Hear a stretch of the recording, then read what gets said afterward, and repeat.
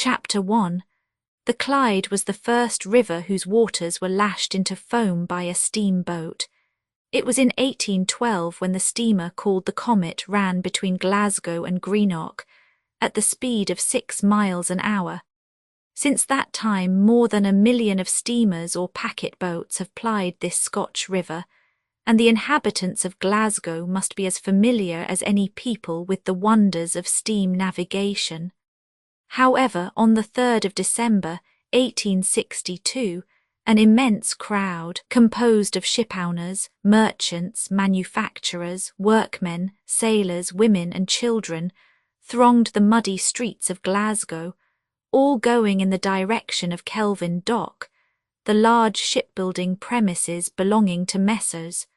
Todd and MacGregor.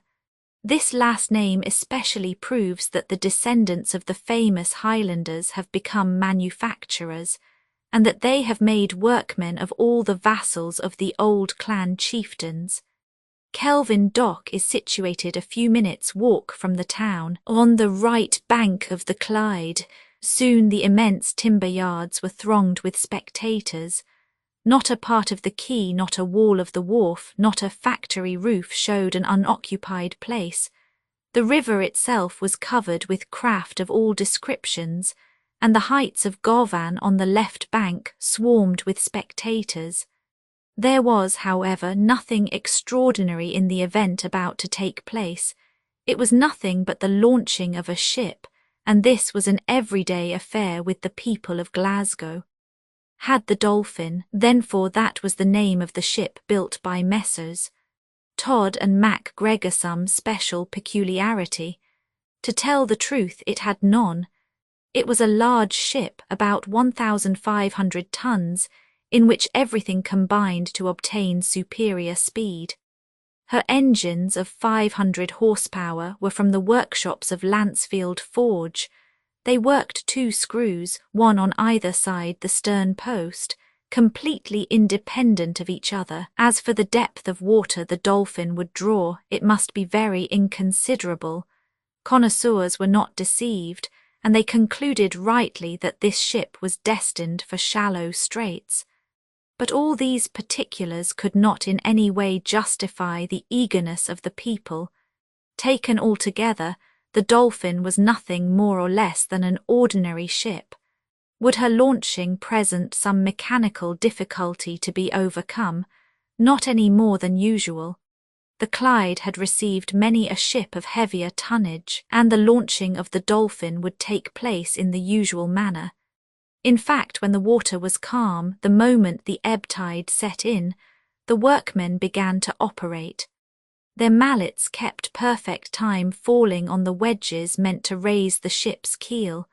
Soon a shudder ran through the whole of her massive structure.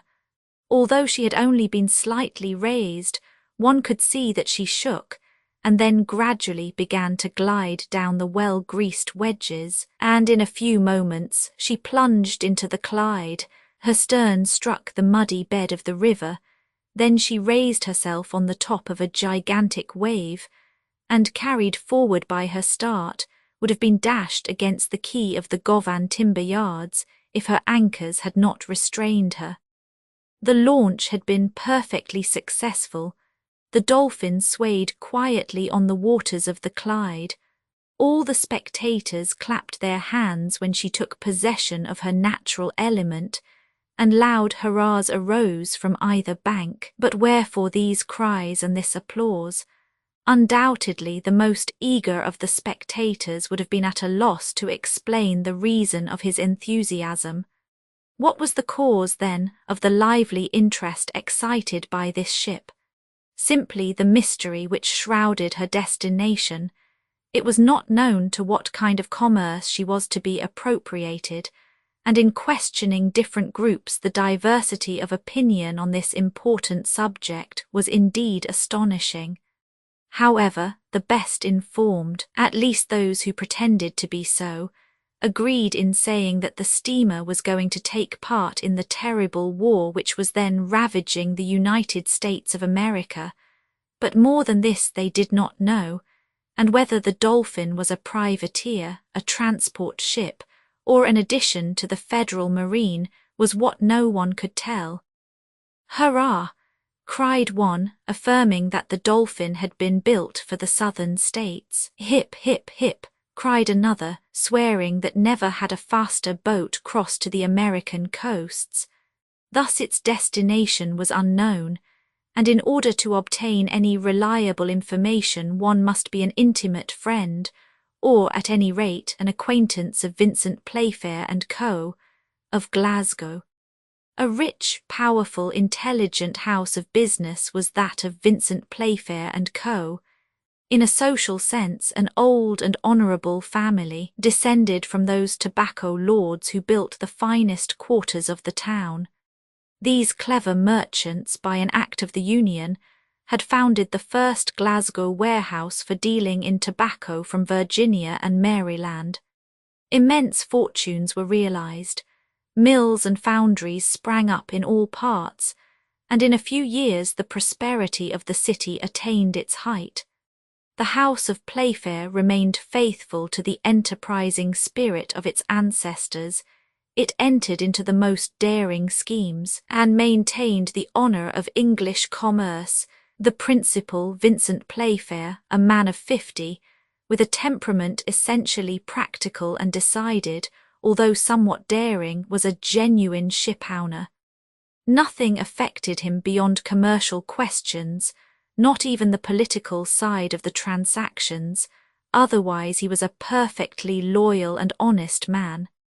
However, he could not lay claim to the idea of building and fitting up the Dolphin. She belonged to his nephew, James Playfair, a fine young man of 30, the boldest skipper of the British Merchant Marine. It was one day at the Tontine coffee room under the arcades of the town hall that James Playfair, after having impatiently scanned the American Journal, disclosed to his uncle an adventurous scheme. "Uncle Vincent," said he, coming to the point at once, "there are £2 millions to be gained in less than a month." "And what to risk?" asked Uncle Vincent. "A ship and a cargo. Nothing else. Nothing, except the crew and the captain, and that does not reckon for much." "Let us see," said Uncle Vincent. "It is all seen," replied James Playfair. "You have read the Tribune, the New York Herald, the Times, the Richmond Inquirer, the American Review. Scores of times, nephew. You believe, like me, that the war of the United States will last a long time still. A very long time. You know how much this struggle will affect the interests of England and especially those of Glasgow, and more especially still the house of Playfair and Co., replied Uncle Vincent. "Theirs especially," added the young captain. "I worry myself about it every day, James, and I cannot think without terror of the commercial disasters which this war may produce. Not but that the house of Playfair is firmly established, nephew. At the same time it has correspondents which may fail. Ah, those Americans, slaveholders or abolitionists, I have no faith in them. If Vincent Playfair was wrong in thus speaking with respect to the great principles of humanity, always and everywhere superior to personal interests, he was nevertheless right from a commercial point of view. The most important material was failing at Glasgow. The cotton famine became every day more threatening. Thousands of workmen were reduced to living upon public charity. Glasgow possessed 25,000 looms, by which 625,000 yards of cotton were spun daily. That is to say, £50 millions yearly. From these numbers it may be guessed what disturbances were caused in the commercial part of the town. When the raw material failed altogether, failures were hourly taking place, the manufactories were closed, and the workmen were dying of starvation. It was the sight of this great misery which had put the idea of his bold enterprise into James Playfair's head. "I will go for cotton, and will get it, cost what it may." But, as he also was a merchant as well as his Uncle Vincent, He resolved to carry out his plan by way of exchange, and to make his proposition under the guise of a commercial enterprise. "Uncle Vincent," said he, "this is my idea." "Well, James, it is simply this. We will have a ship built of superior sailing qualities and great bulk. That is quite possible. We will load her with ammunition of war, provisions and clothes." "Just so. I will take the command of this steamer. I will defy all the ships of the Federal Marine for speed, and I will run the blockade of one of the southern ports. You must make a good bargain for your cargo with the Confederates who will be in need of it," said his uncle, "and I shall return laden with cotton, which they will give you for nothing. As you say, uncle, will it answer?" "It will, but shall you be able to get there?" "I shall if I have a good ship. One can be made on purpose, but the crew—" "Oh, I will find them. I do not want many men enough to work with, that is all. It is not a question of fighting with the Federals, but distancing them." "They shall be distanced," said Uncle Vincent in a peremptory tone.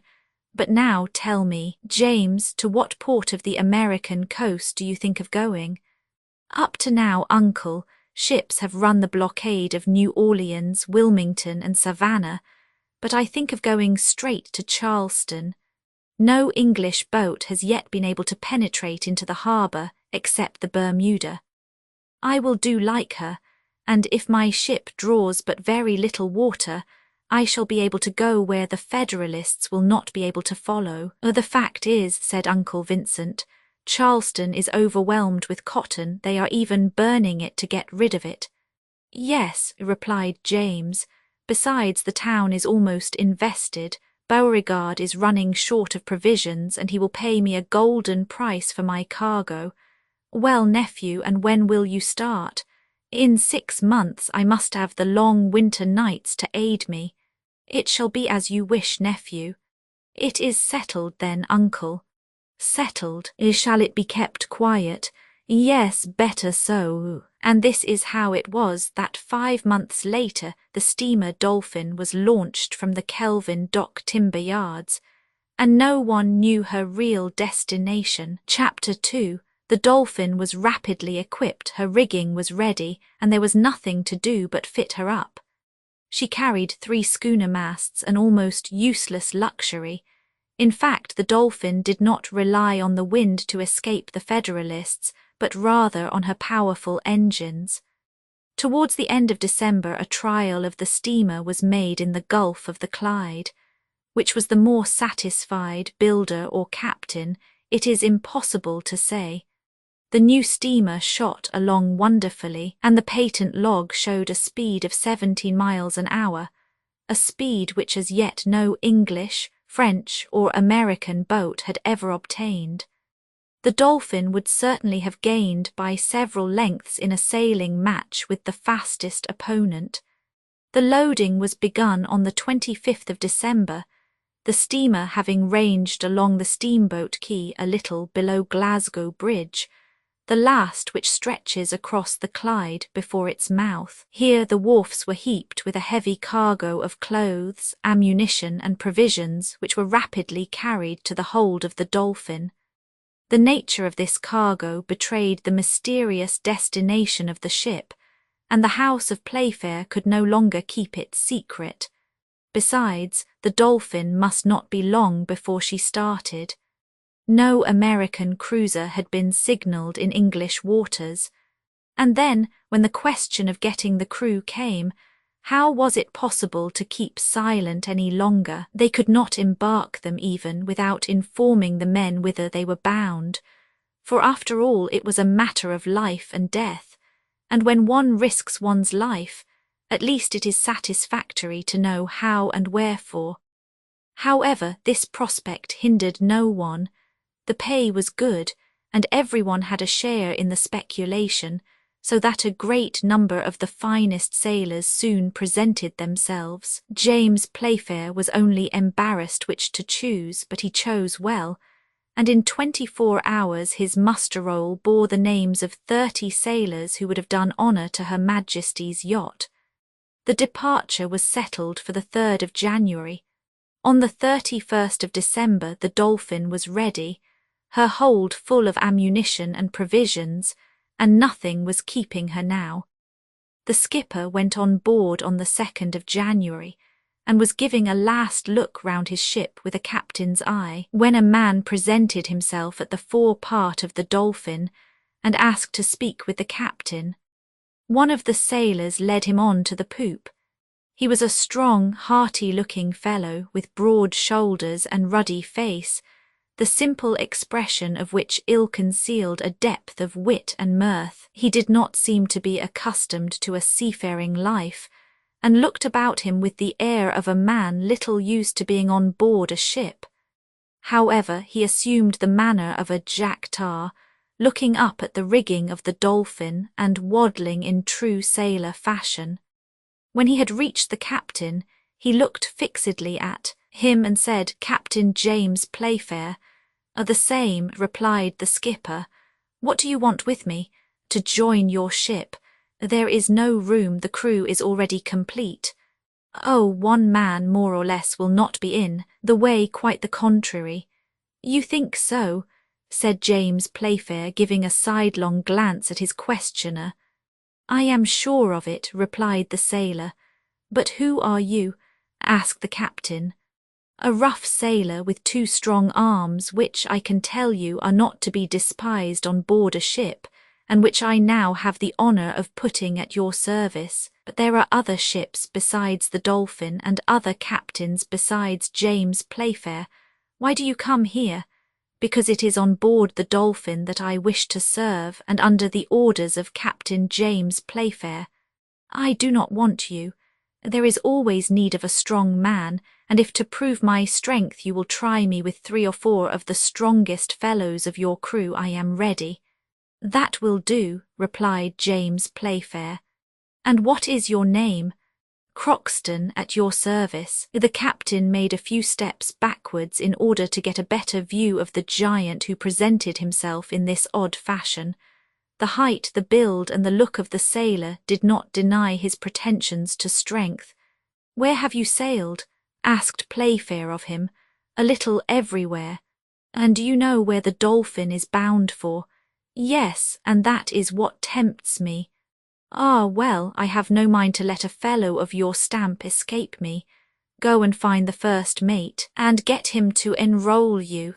Having said this, the captain expected to see the man turn on his heels and run to the bows, but he was mistaken. Croxton did not stir. "Well, did you hear me?" asked the captain. "Yes, but it is not all," replied the sailor.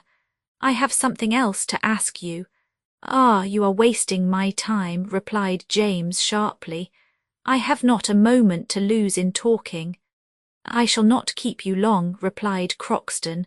"2 words more and that is all. I was going to tell you that I have a nephew." "He has a fine uncle, then," interrupted James Playfair. "Ha, ha," laughed Croxton.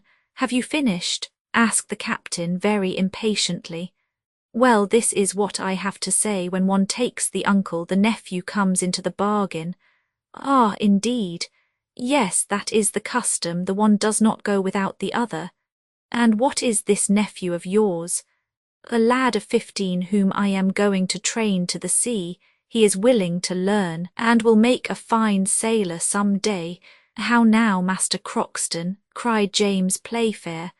"Do you think the Dolphin is a training school for cabin boys?" "Don't let us speak ill of cabin boys. There was one of them who became Admiral Nelson and another Admiral Franklin." "Upon my honour, friend," replied James Playfair, "you have a way of speaking which I like. Bring your nephew, but if I don't find the uncle the hearty fellow he pretends to be, he will have some business with me. Go, and be back in an hour." Croxton did not want to be told twice.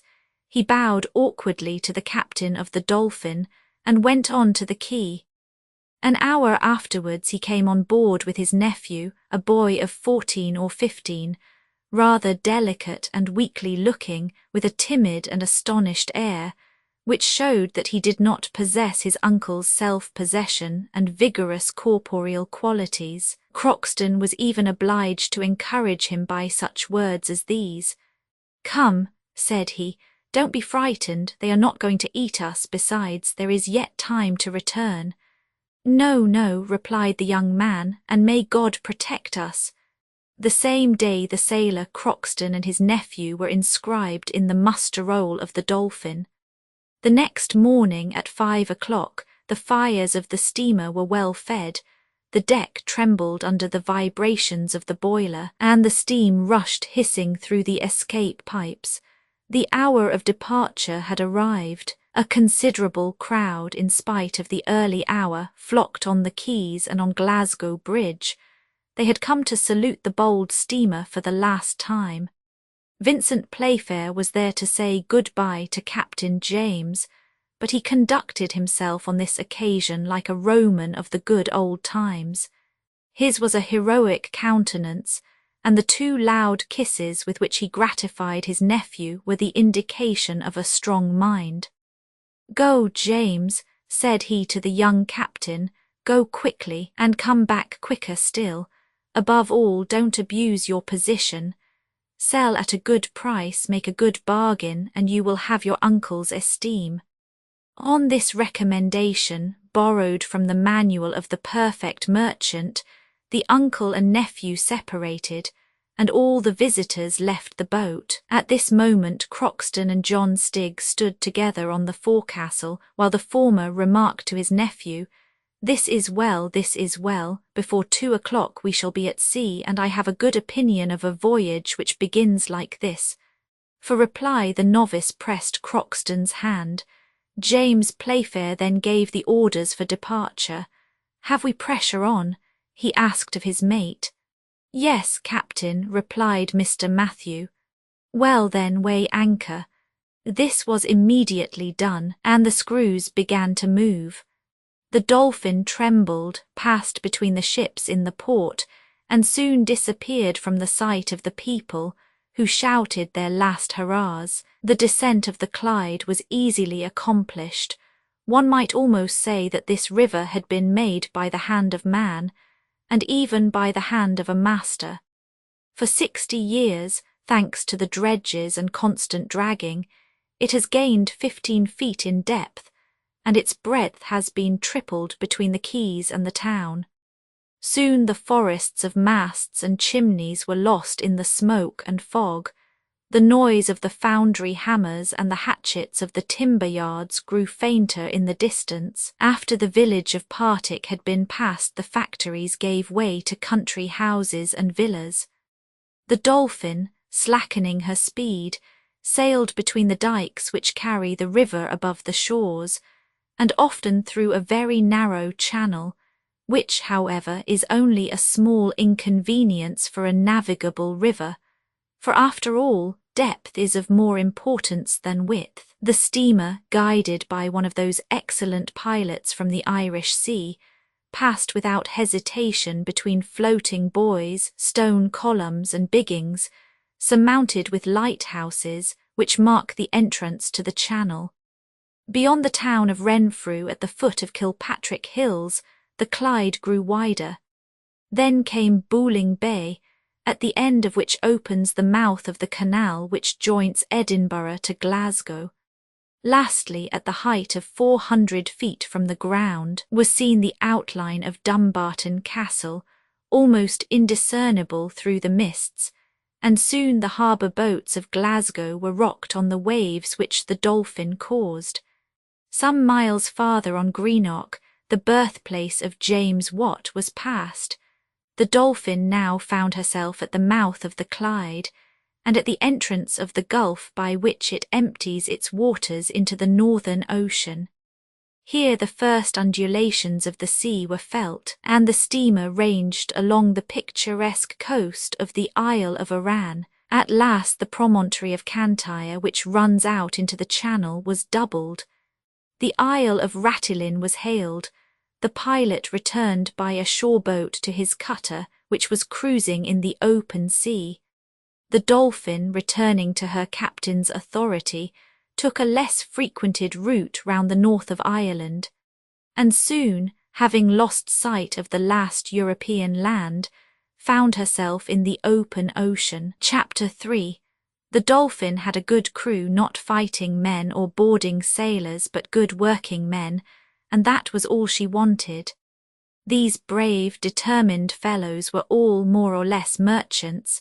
They sought a fortune rather than glory. They had no flag to display, no colours to defend with cannon. In fact, all the artillery on board consisted of 2 small swivel signal guns. The Dolphin shot bravely across the water and fulfilled the utmost expectations of both builder and captain. Soon she passed the limit of British seas. There was not a ship in sight. The great ocean route was free. Besides, no ship of the Federal Marine would have a right to attack her beneath the English flag. Followed she might be, and prevented from forcing the blockade, and precisely for this reason had James Playfair sacrificed everything to the speed of his ship, in order not to be pursued. Howbeit a careful watch was kept on board, and in spite of the extreme cold, a man was always in the rigging ready to signal the smallest sail that appeared on the horizon.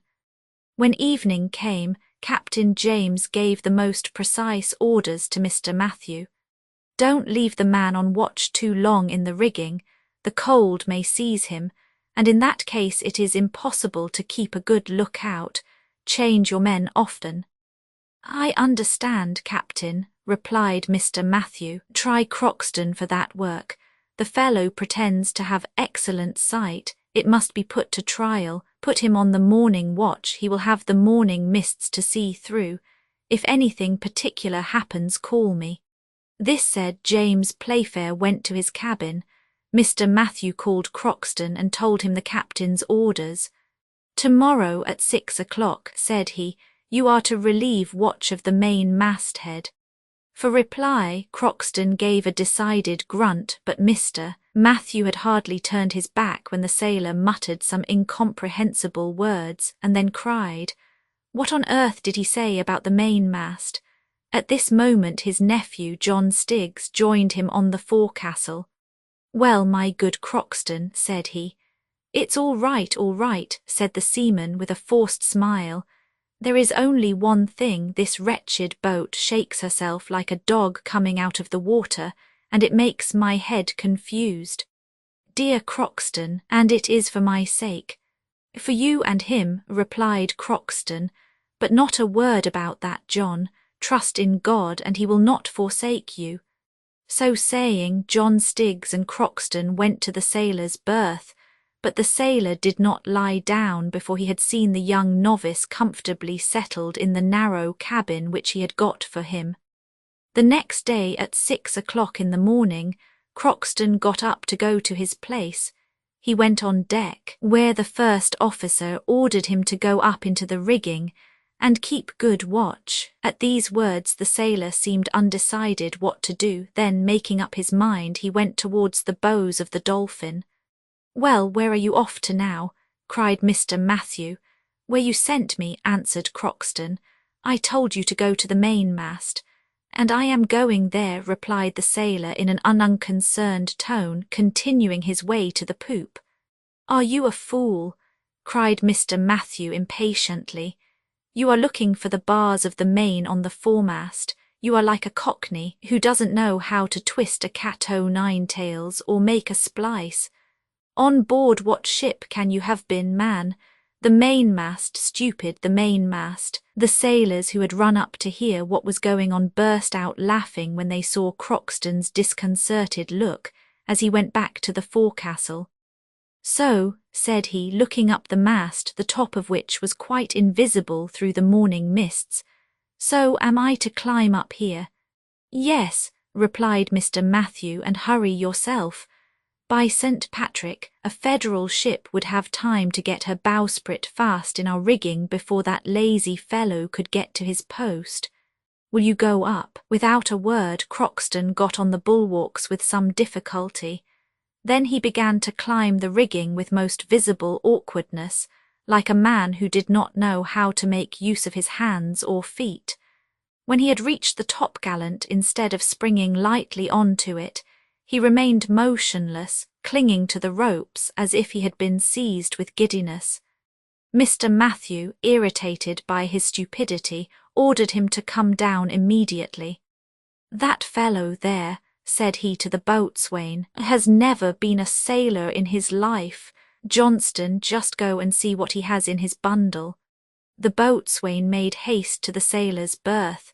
In the meantime Croxton was with difficulty coming down again, but his foot having slipped, he slid down the rope he had hold of and fell heavily on the deck. "Clumsy blockhead, landlubber," cried Mr. Matthew by way of consolation. "What did you come to do on board the Dolphin? Ah, you entered as an able seaman, and you cannot even distinguish the main from the foremast. I shall have a little talk with you." Croxton made no attempt to speak. He bent his back like a man resigned to anything he might have to bear.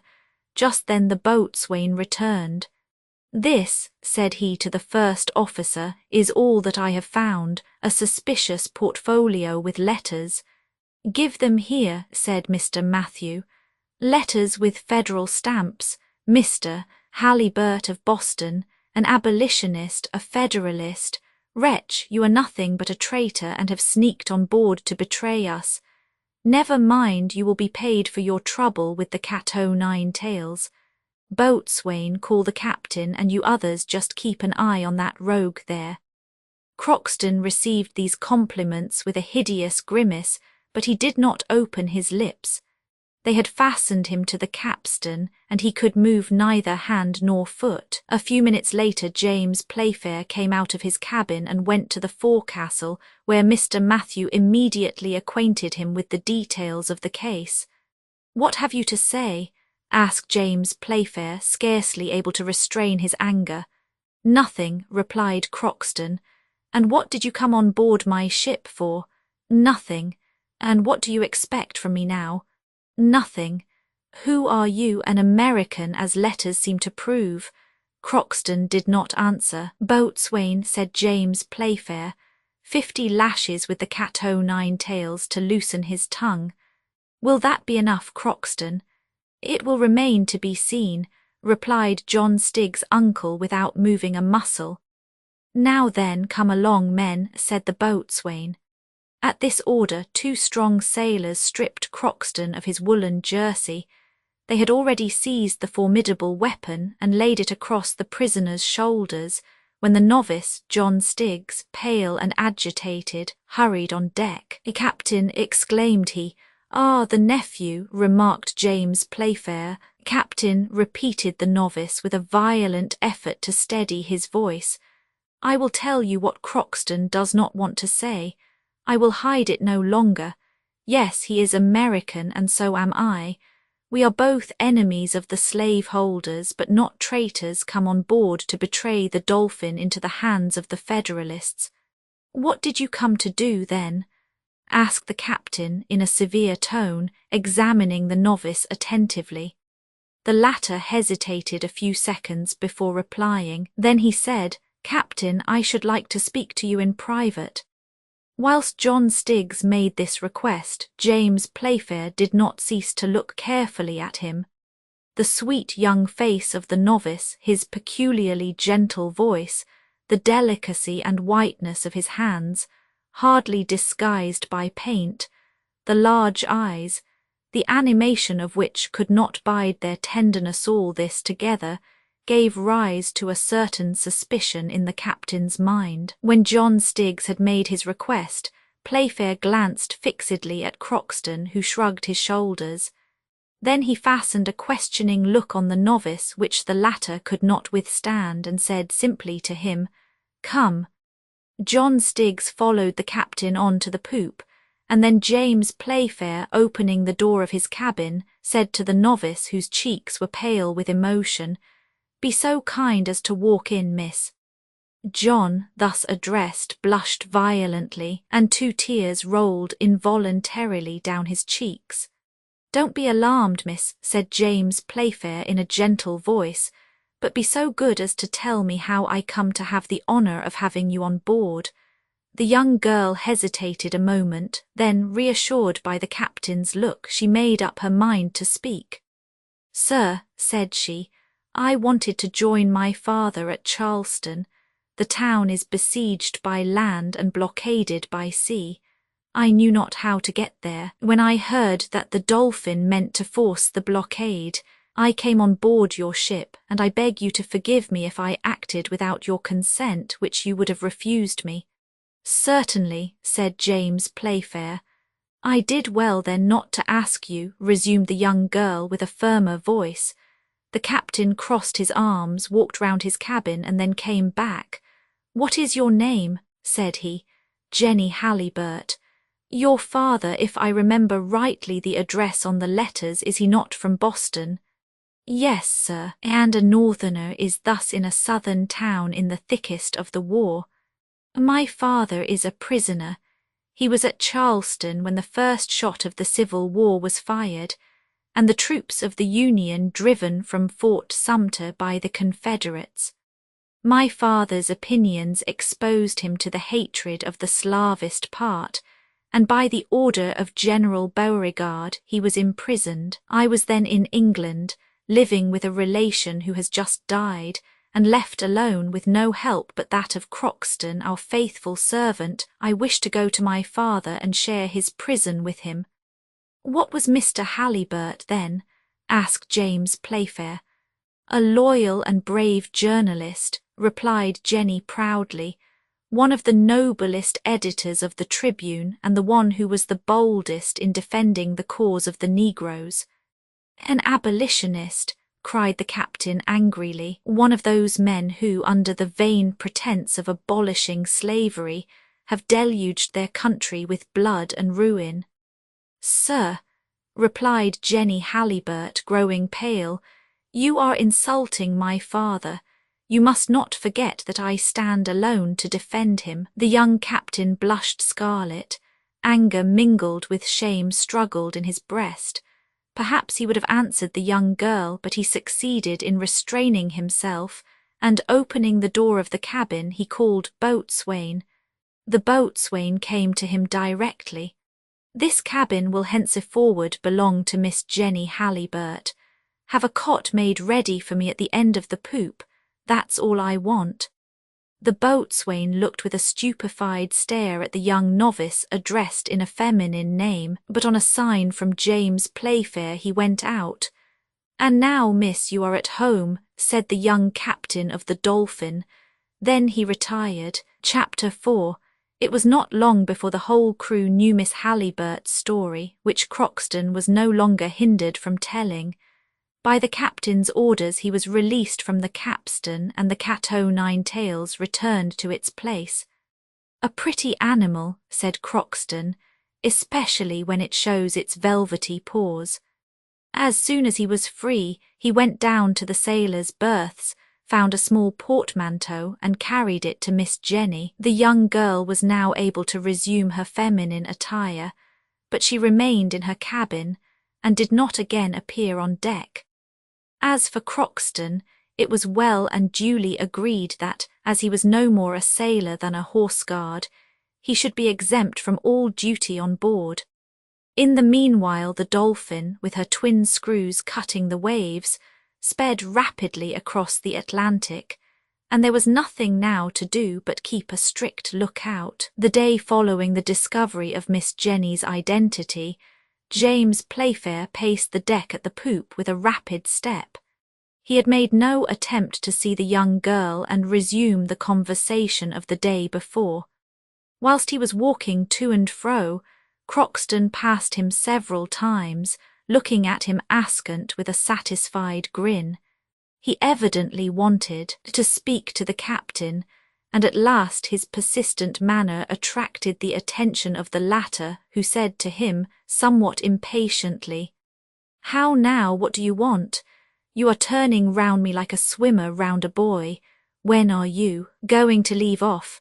"Excuse me, Captain," answered Croxton, winking. "I wanted to speak to you." "Speak, then."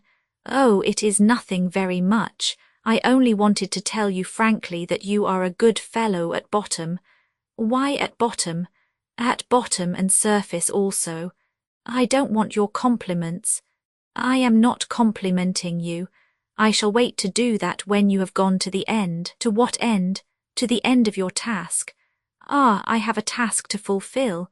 Decidedly you have taken the young girl and myself on board. Good. You have given up your cabin to Miss Halliburtt. Good. You released me from the cat-o'-nine-tails. Nothing could be better. You are going to take us straight to Charleston. That's delightful, but it is not all. How not all? Cried James Playfair, amazed at Crockston's boldness.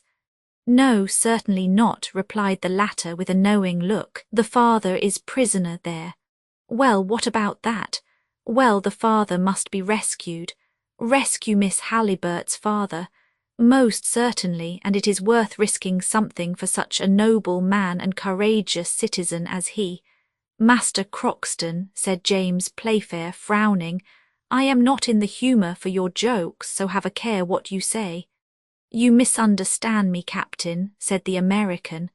I am not joking in the least, but speaking quite seriously. What I have proposed may at first seem very absurd to you. When you have thought it over, you will see that you cannot do otherwise.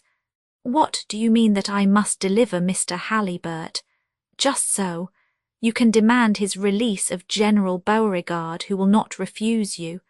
But if he does refuse me— In that case, replied Crockston in a deliberate tone, we must use stronger measures and carry off the prisoner by force. So, cried James Playfair, who was beginning to get angry.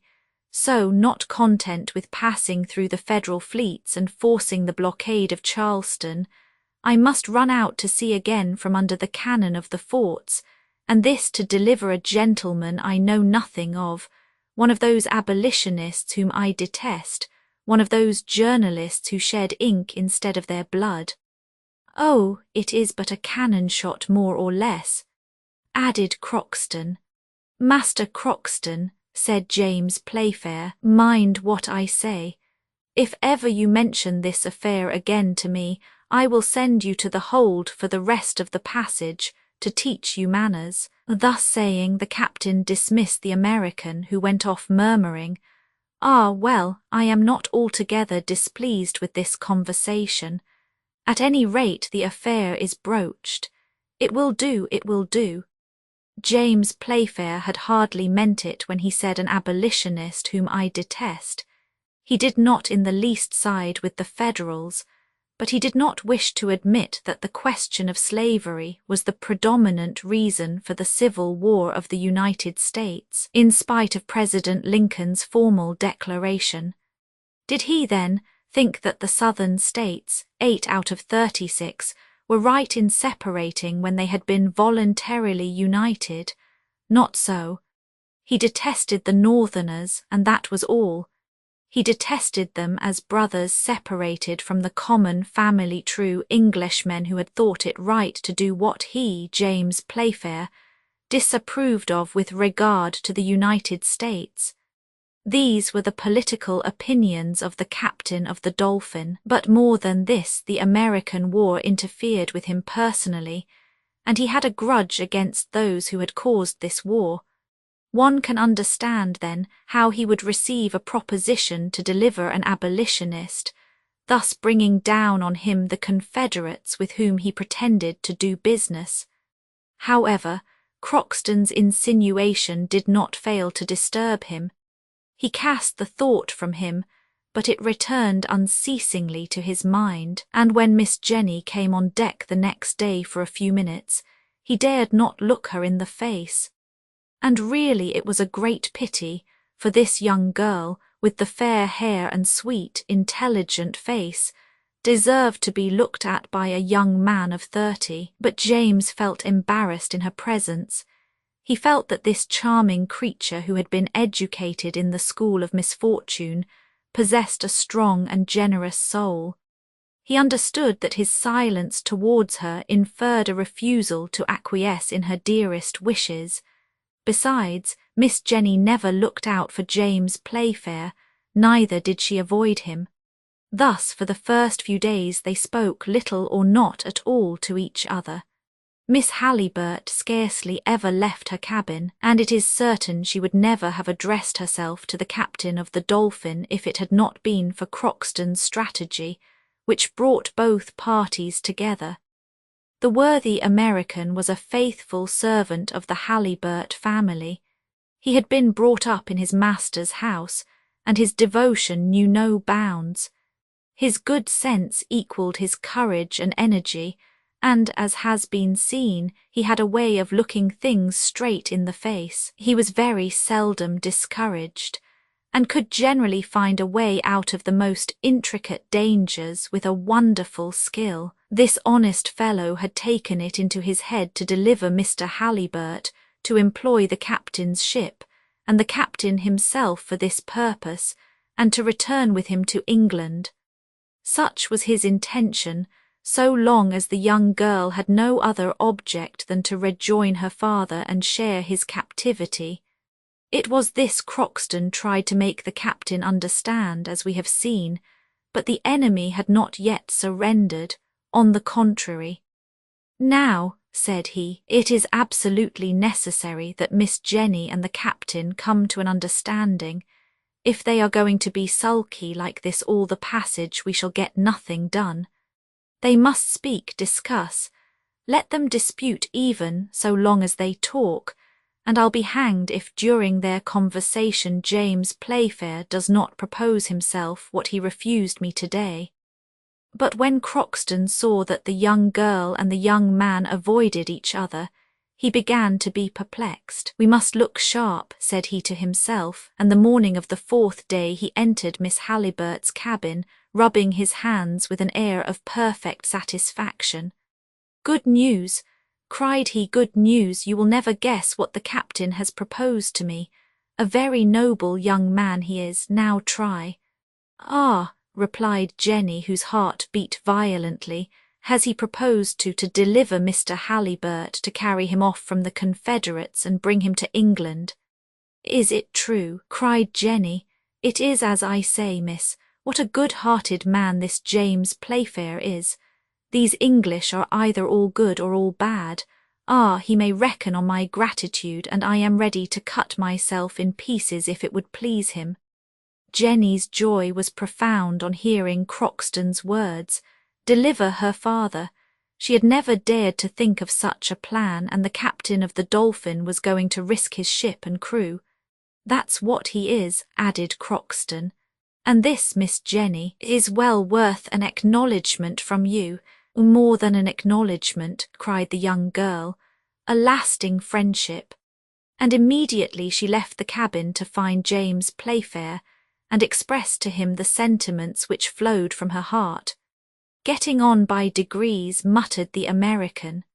James Playfair was pacing to and fro on the poop, and as may be thought he was very much surprised, not to say amazed, to see the young girl come up to him, her eyes moist with grateful tears, and holding out her hand to him, saying, "Thank you, sir, thank you for your kindness, which I should never have dared to expect from a stranger." "Miss," replied the captain, as if he understood nothing of what she was talking and could not understand, "I do not know. Nevertheless, sir, you are going to brave many dangers, perhaps compromise your interests for me, and you have done so much already in offering me on board an hospitality to which I have no right whatever." "Pardon me, Miss Jenny," interrupted James Playfair, "but I protest again I do not understand your words. I have acted towards you as any well-bred man would towards a lady, and my conduct deserves neither so many thanks nor so much gratitude." "Mr. Playfair," said Jenny, "it is useless to pretend any longer. Croxton has told me all." "Ah," said the captain, "Croxton has told you all. Then I understand less than ever the reason for your leaving your cabin and saying these words which," whilst speaking the captain felt very much embarrassed. He remembered the rough way in which he had received the American's overtures, but Jenny, fortunately for him, did not give him time for further explanation. She interrupted him, holding out her hand and saying, "Mr. James, I had no other object in coming on board your ship except to go to Charleston, and there, however cruel the slave-holders may be, They will not refuse to let a poor girl share her father's prison. That was all.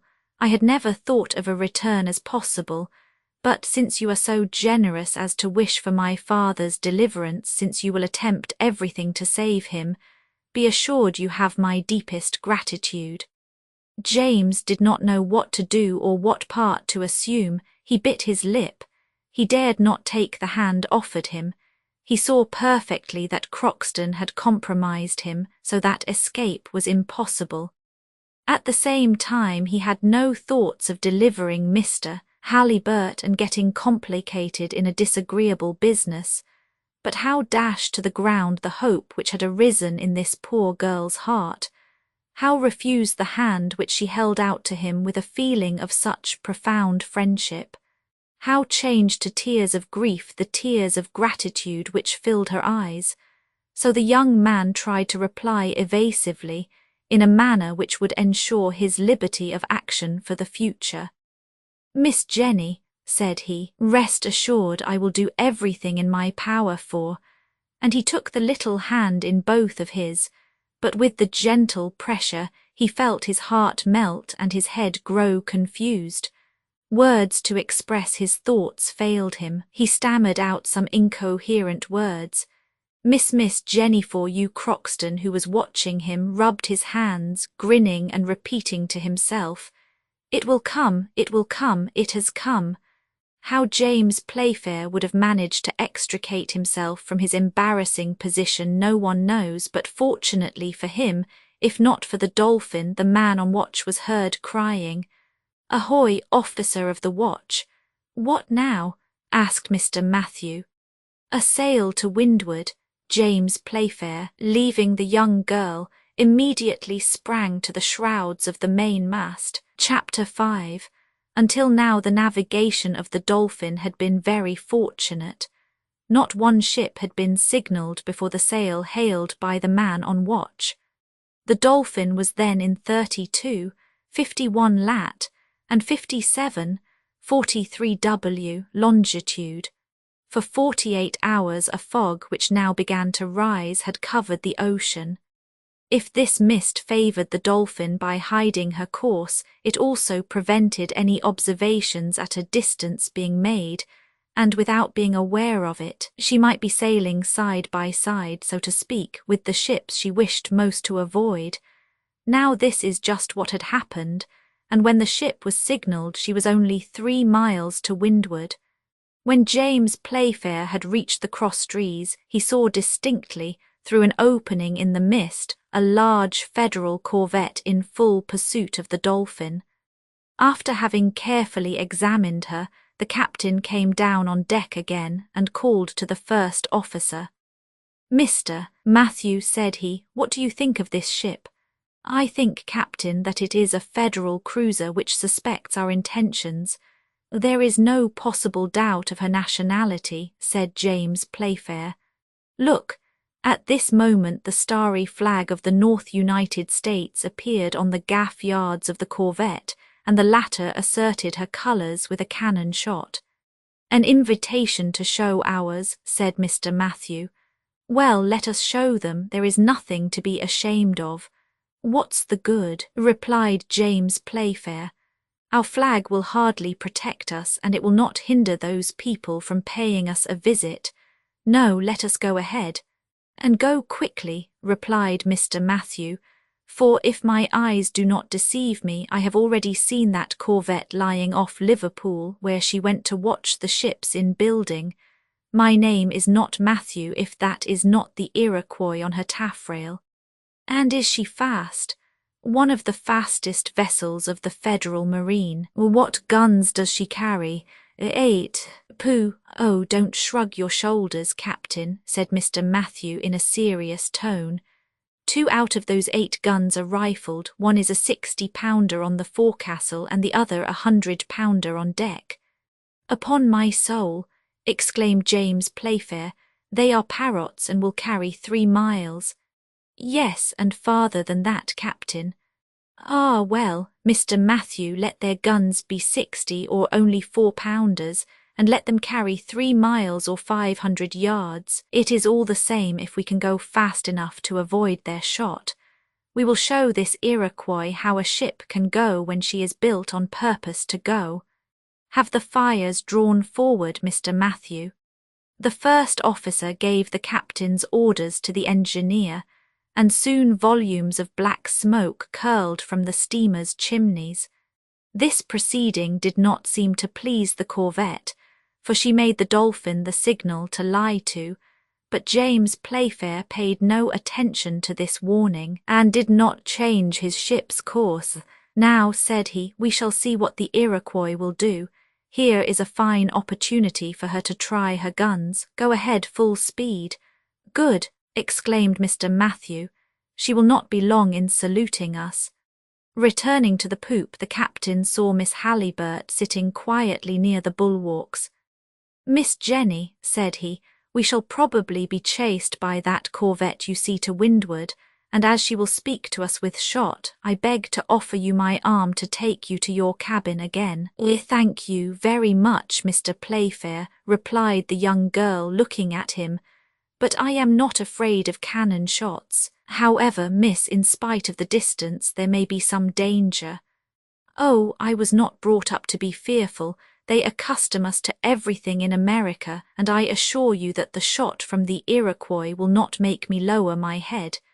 "You are brave, Miss Jenny." "Let us admit, then, that I am brave, and allow me to stay by you." "I can refuse you nothing, Miss Halliburtt," replied the captain, looking at the young girl's calm face. These words were hardly uttered when they saw a line of white smoke issue from the bulwarks of the corvette. Before the report had reached the Dolphin, a projectile whizzed through the air in the direction of the steamer. At about 20 fathoms from the Dolphin, the shot, the speed of which had sensibly lessened, skimmed over the surface of the waves, marking its passage by a series of water jets. Then, with another burst, it rebounded to a certain height, passed over the Dolphin, grazing the mizzen yards on the starboard side, fell at 30 fathoms beyond, and was buried in the waves. "By Jove!" exclaimed James Playfair, "we must get along. Another slap like that is not to be waited for." "Oh," exclaimed Mr. Matthew, "they will take some time to reload such pieces."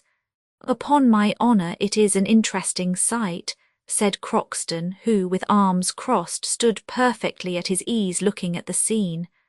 "Ah, that's you," cried James Playfair, scanning the American from head to foot. "It is me, Captain," replied the American, undisturbed. "I have come to see how these brave Federals fire. Not badly, in truth, not badly." The captain was going to answer Croxton sharply, but at this moment a second shot struck the sea on the starboard side. "Good," cried James Playfair, "we have already gained 2 cables on this Iroquois. Your friends sail like a boy, do you hear, Master Croxton?" "I will not say they don't," replied the American, "and for the first time in my life it does not fail to please me." A third shot fell still farther astern, and in less than 10 minutes the Dolphin was out of range of the corvette's guns. "So much for patent logs, Mr. Matthew," said James Playfair. "Thanks to those shot we know how to rate our speed. Now have the fires lowered, it is not worth while to waste our coal uselessly." "It is a good ship that you command," said Miss Halliburtt to the young captain. "Yes, Miss Jenny, my good Dolphin makes her 70 knots, and before the day is over we shall have lost sight of that corvette." James Playfair did not exaggerate the sailing qualities of his ship, and the sun had not set before the masts of the American ship had disappeared below the horizon. This incident allowed the captain to see Miss Halliburtt's character in a new light. Besides, the ice was broken henceforward during the whole of the voyage. The interviews between the captain and his passenger were frequent and prolonged. He found her to be a young girl, calm, strong, thoughtful and intelligent, speaking with great ease, having her own ideas about everything, and expressing her thoughts with a conviction which unconsciously penetrated James Playfair's heart. She loved her country, she was zealous in the great cause of the Union, and expressed herself on the Civil War in the United States with an enthusiasm of which no other woman would have been capable. Thus it happened more than once that James Playfair found it difficult to answer her, even when questions purely mercantile arose in connection with the war. Miss Jenny attacked them none the less vigorously, and would come to no other terms whatever.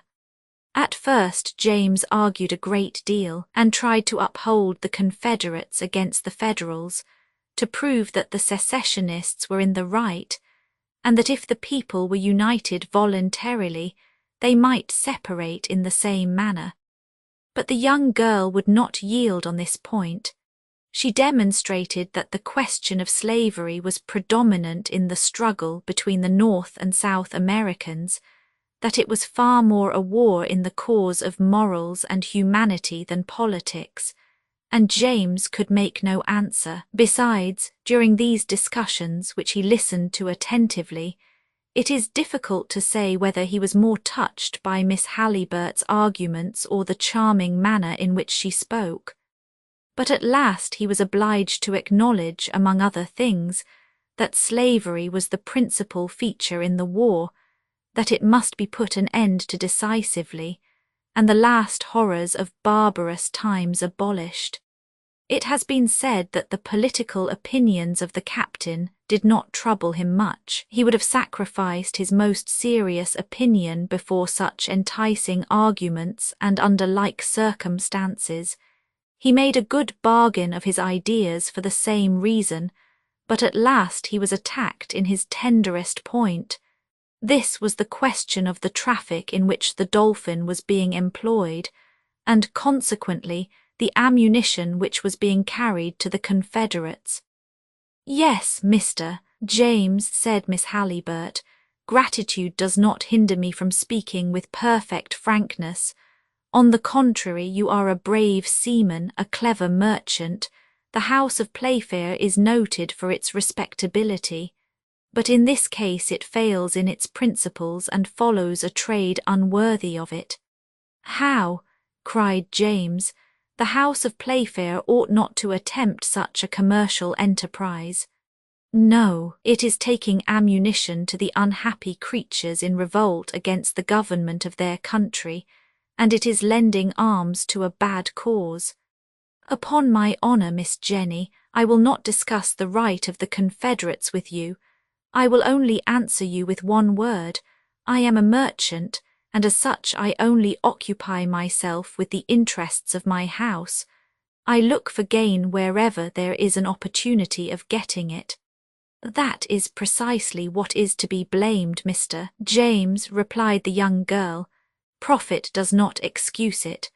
Thus, when you supply arms to the Southerners with which to continue a criminal war, you are quite as guilty as when you sell opium to the Chinese which stupefies them." "Oh, for once, Miss Jenny, this is too much, and I cannot admit. No, what I say is just, and when you consider it, when you understand the part you are playing, when you think of the results for which you are responsible, you will yield to me in this point, as in so many others." James Playfair was dumbfounded at these words. He left the young girl, a prey to angry thoughts, for he felt his powerlessness to answer. Then he sulked like a child for half an hour, and an hour later he returned to the singular young girl who could overwhelm him with convincing arguments with quite a pleasant smile. In short, however it may have come about, and although he would not acknowledge it to himself, Captain James Playfair belonged to himself no longer. He was no longer commander-in-chief on board his own ship. Thus, to Croxton's great joy, Mr. Halliburtt's affairs appeared to be in a good way. The captain seemed to have decided to undertake everything in his power to deliver Miss Jenny's father, and for this he would be obliged to compromise the Dolphin, his cargo, his crew, and incur the displeasure of his worthy Uncle Vincent. Chapter 6. 2 days after the meeting with the Iroquois, the Dolphin found herself abreast of the Bermudas, where she was assailed by a violent squall. These isles are frequently visited by hurricanes and are celebrated for shipwrecks. It is here that Shakespeare has placed the exciting scene of his drama, The Tempest, in which Ariel and Caliban dispute for the empire of the floods. The squall was frightful. James Playfair thought once of running for one of the Bermudas, where the English had a military post. It would have been a sad waste of time, and therefore especially to be regretted. Happily, the Dolphin behaved herself wonderfully well in the storm, and after flying a whole day before the tempest, she was able to resume her course towards the American coast. But if James Playfair had been pleased with his ship, he had not been less delighted with the young girl's bravery. Miss Halliburtt had passed the worst hours of the storm at his side, and James knew that a profound, imperious, irresistible love had taken possession of his whole being.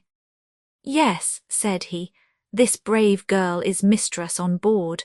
She turns me like the sea a ship in distress. I feel that I am foundering. What will Uncle Vincent say? Ah, poor nature, I am sure that if Jenny asked me to throw all this cursed cargo into the sea, I should do it without hesitating for love of her." Happily for the firm of Playfair and Co., Miss Halliburtt did not demand this sacrifice. Nevertheless, the poor captain had been taken captive, and Croxton, who read his heart like an open book, rubbed his hands gleefully. "We will hold him fast," he muttered to himself, "and before a week has passed my master will be quietly installed in one of the best cabins of the Dolphin." As for Miss Jenny, did she perceive the feelings which she inspired? Did she allow herself to share them? No one could say, and James Playfair least of all. The young girl kept a perfect reserve, and her secret remained deeply buried in her heart. But whilst love was making such progress in the heart of the young captain, the Dolphin sped with no less rapidity towards Charleston.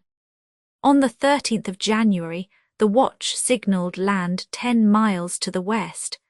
It was a low-lying coast, and almost blended with the line of the sea in the distance. Croxton was examining the horizon attentively, and about 9 o'clock in the morning he cried, "Charleston Lighthouse." Now that the bearings of the Dolphin were set, James Playfair had but one thing to do to decide by which channel he would run into Charleston Bay. "If we meet with no obstacles," said he, "before 3 o'clock we shall be in safety in the docks of the port." The town of Charleston is situated on the banks of an estuary 7 miles long and 2 broad, called Charleston Harbour, the entrance to which is rather difficult. It is enclosed between Morris Island on the south and Sullivan Island on the north.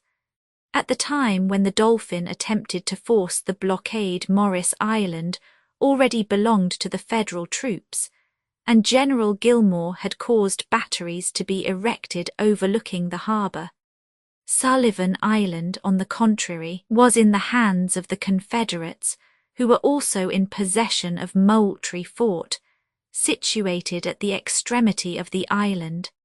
Therefore it would be advantageous to the Dolphin to go as close as possible to the northern shores, to avoid the firing from the forts on Morris Island. 5 channels led into the estuary: Sullivan Island Channel, the Northern Channel, the Overall Channel, the Principal Channel, and lastly the Lawford Channel.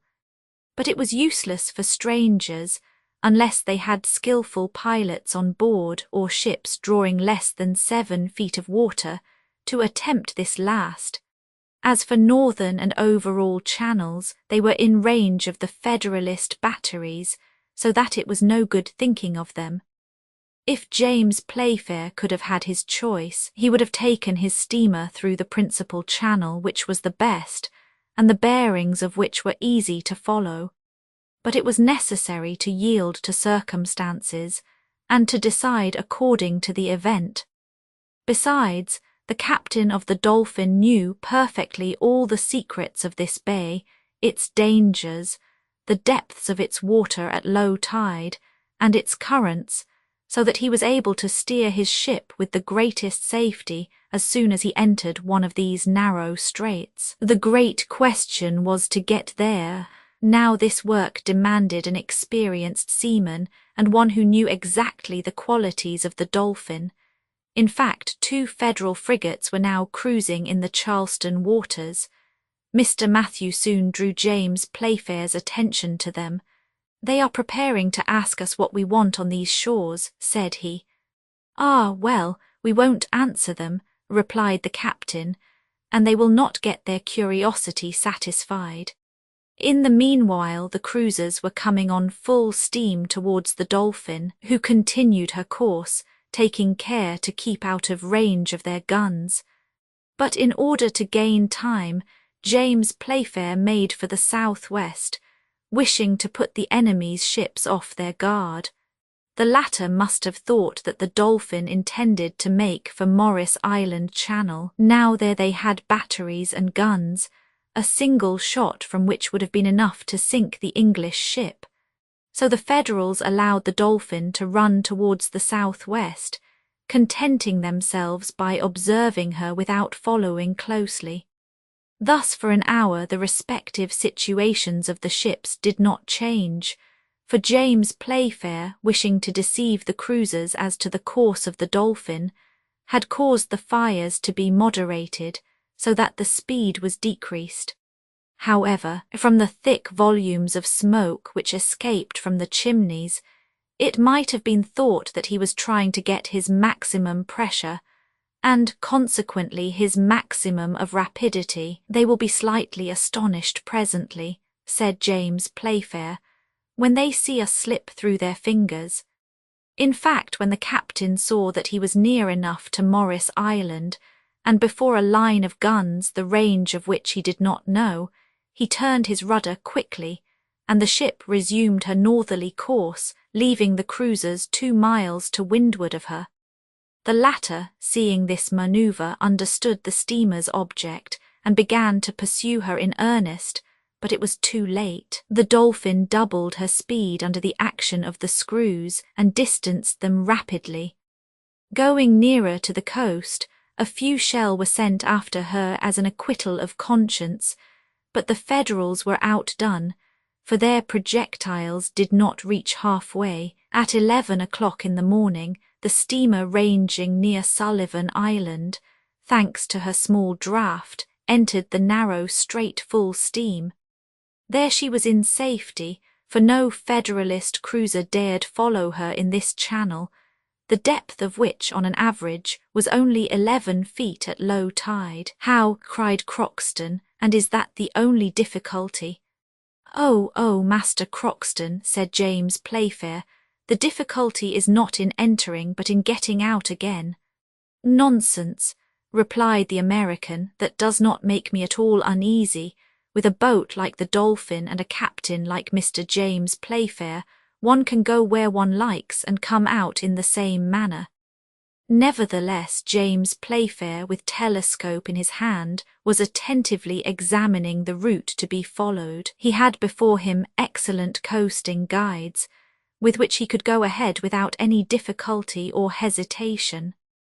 Once his ship was safely in the narrow channel which runs the length of Sullivan Island, James steered bearing towards the middle of Fort Moultrie as far as the Pickney Castle, situated on the isolated island of Shute's Folly.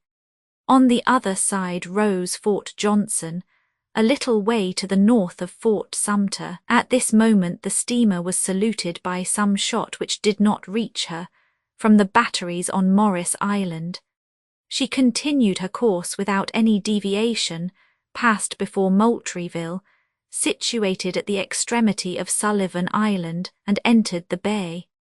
Soon Fort Sumter on the left protected her from the batteries of the Federalists. This fort, so celebrated in the Civil War, is situated 3.5 miles from Charleston and about 1 mile from each side of the bay. It is nearly pentagonal in form, built on an artificial island of Massachusetts granite. It took 10 years to construct and cost more than $900,000.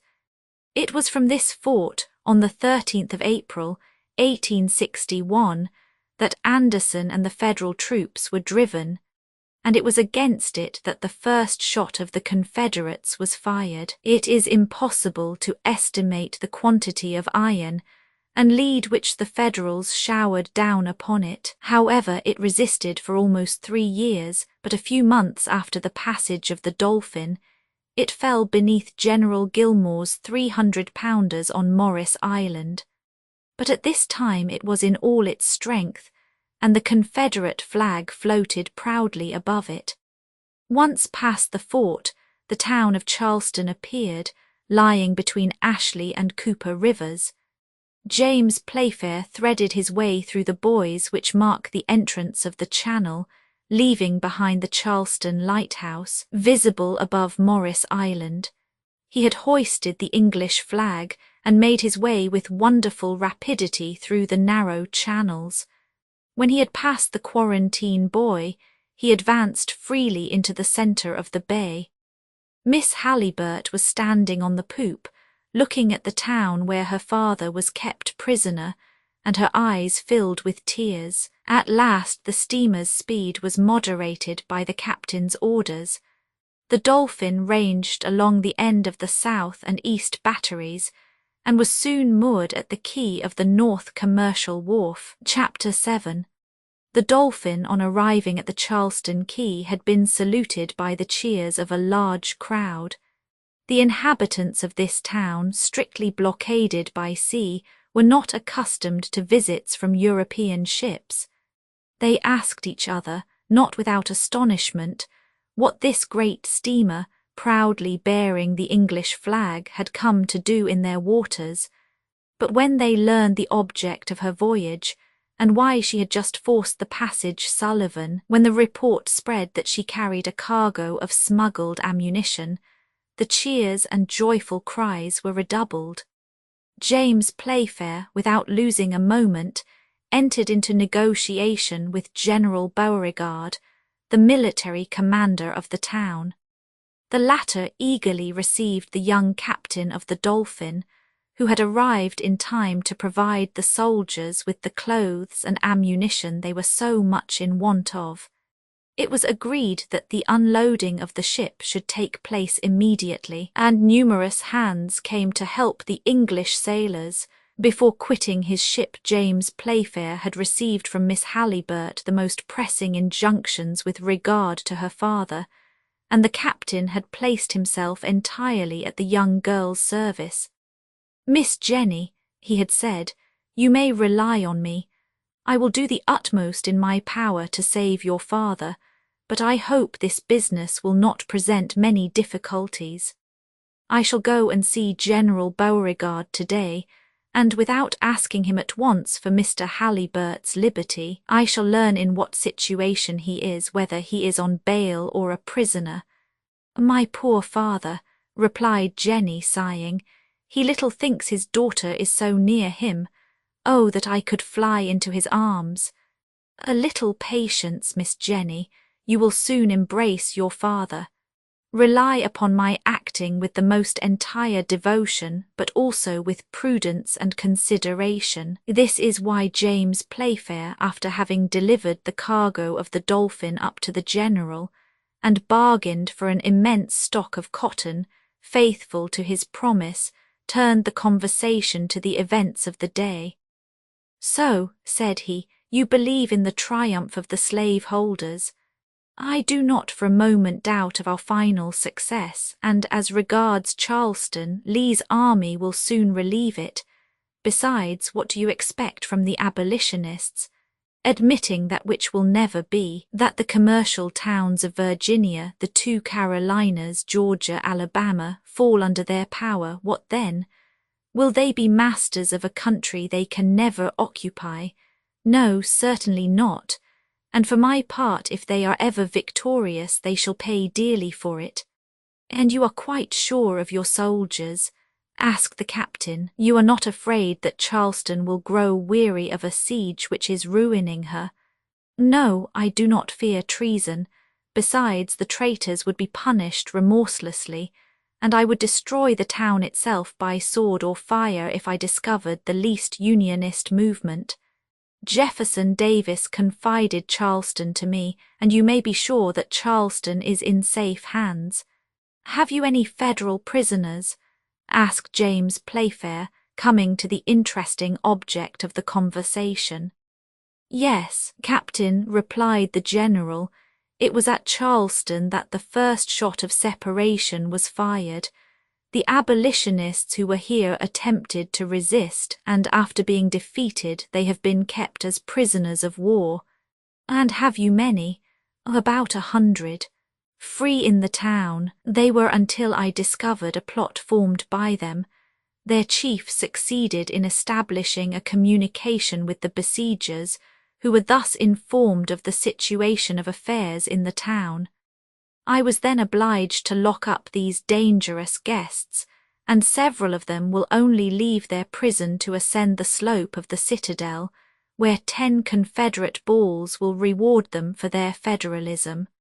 What, to be shot? Cried the young man, shuddering involuntarily. Yes, and their chief first of all. He is a very dangerous man to have in a besieged town. I have sent his letters to the President at Richmond, and before a week is past his sentence will be irrevocably passed. Who is this man you speak of? Asked James Playfair with an assumed carelessness. A journalist from Boston, a violent abolitionist with the confounded spirit of Lincoln. And his name? Jonathan Halliburtt. Poor wretch! Exclaimed James, suppressing his emotion. Whatever he may have done, one cannot help pitying him. And you think that he will be shot? I am sure of it, replied Beauregard. What can you expect? War is war, one must defend oneself as best one can. Well, it is nothing to me, said the captain. I shall be far enough away when this execution takes place. What, you are thinking of going away already? Yes, General, business must be attended to. As soon as my cargo of cotton is on board I shall be out to sea again. I was fortunate enough to enter the bay, but the difficulty is in getting out again. The Dolphin is a good ship.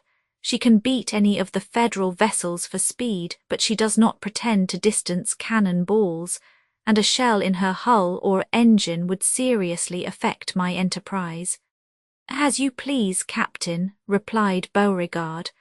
I have no advice to give you under such circumstances. You are doing your business, and you are right.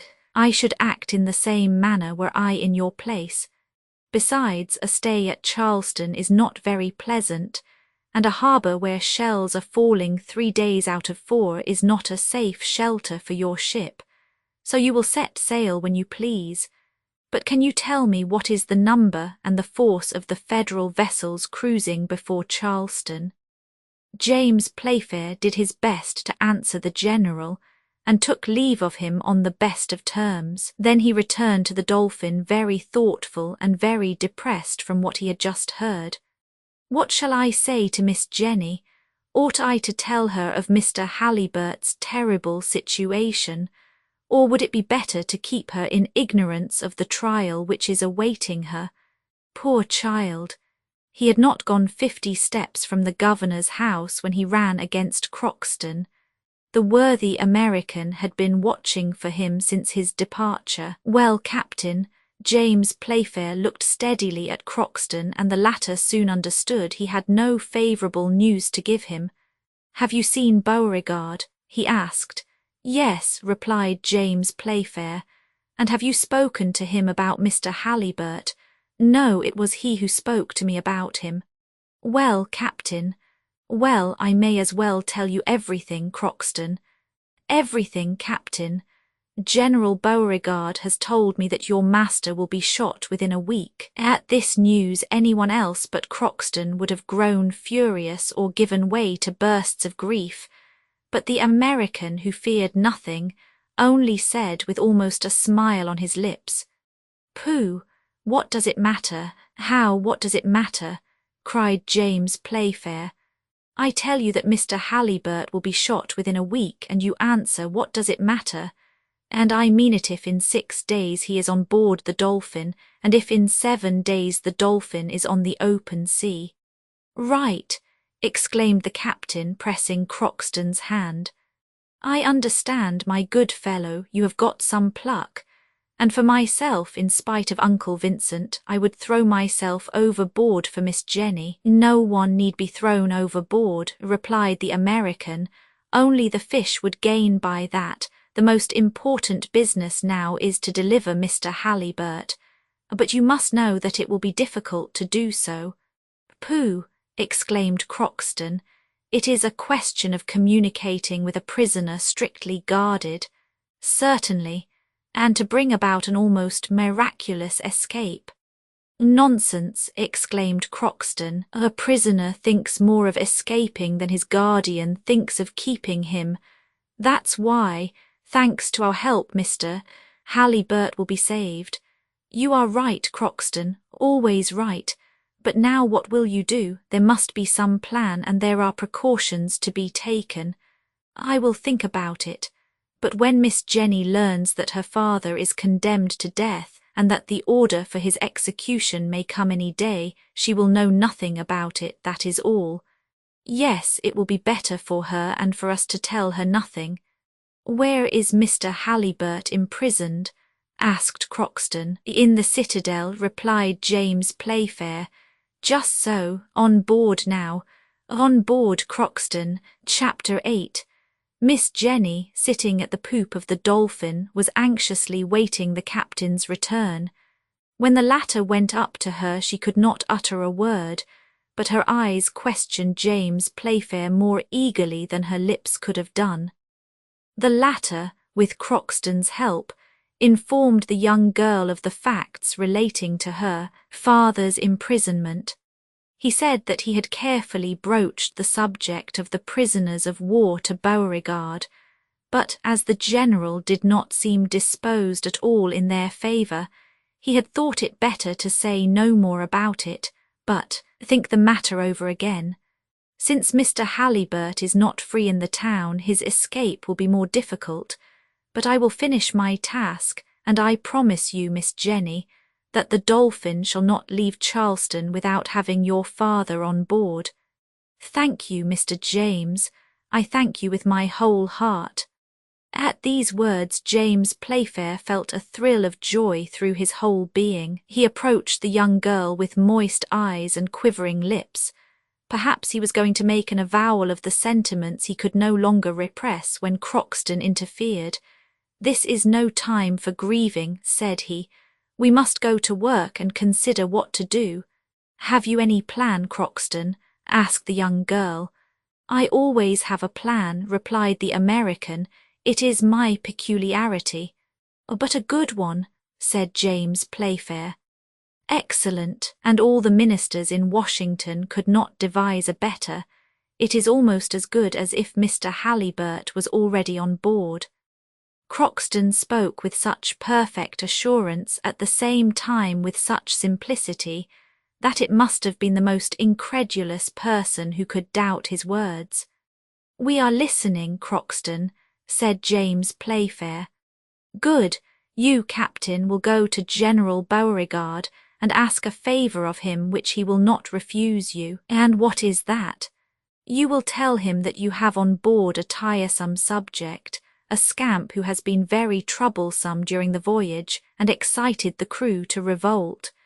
You will ask of him permission to shut him up in the citadel, at the same time on the condition that he shall return to the ship on her departure in order to be taken back to England to be delivered over to the justice of his country. Good, said James Playfair, half smiling. I will do all that, and Beauregard will grant my request very willingly. I am perfectly sure of it, replied the American. But, resumed Playfair, one thing is wanting. What is that? The scamp. He is before you, Captain. What the rebellious subject? Is myself, don't trouble yourself about that.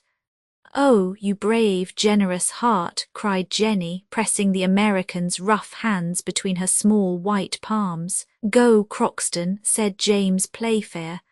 "I understand you, my friend, and I only regret one thing, that is, that I cannot take your place." "Everyone his part," replied Croxton. "If you put yourself in my place you would be very much embarrassed, which I shall not be. You will have enough to do later on to get out of the harbour under the fire of the Feds and Rebs, which for my part I should manage very badly." "Well, Croxton, go on. Once in the citadel I know it I shall see what to do, and rest assured I shall do my best. In the meanwhile you will be getting your cargo on board." "Oh, business is now a very unimportant detail," said the captain. "Not at all, and what would your Uncle Vincent say to that? We must join sentiment with work. It will prevent suspicion, but do it quickly. Can you be ready in 6 days? Yes. Well, let the Dolphin be ready to start on the 22nd. She shall be ready. On the evening of the 22nd of January, you understand, send a gig with your best men to White Point at the end of the town. Wait there till 9 o'clock, and then you will see Mr. Halliburtt and your servant. But how will you manage to effect Mr. Halliburtt's deliverance and also escape yourself? That's my look out. Dear Croxton, you are going to risk your life then to save my father. Don't be uneasy, Miss Jenny, I shall risk absolutely nothing, you may believe me."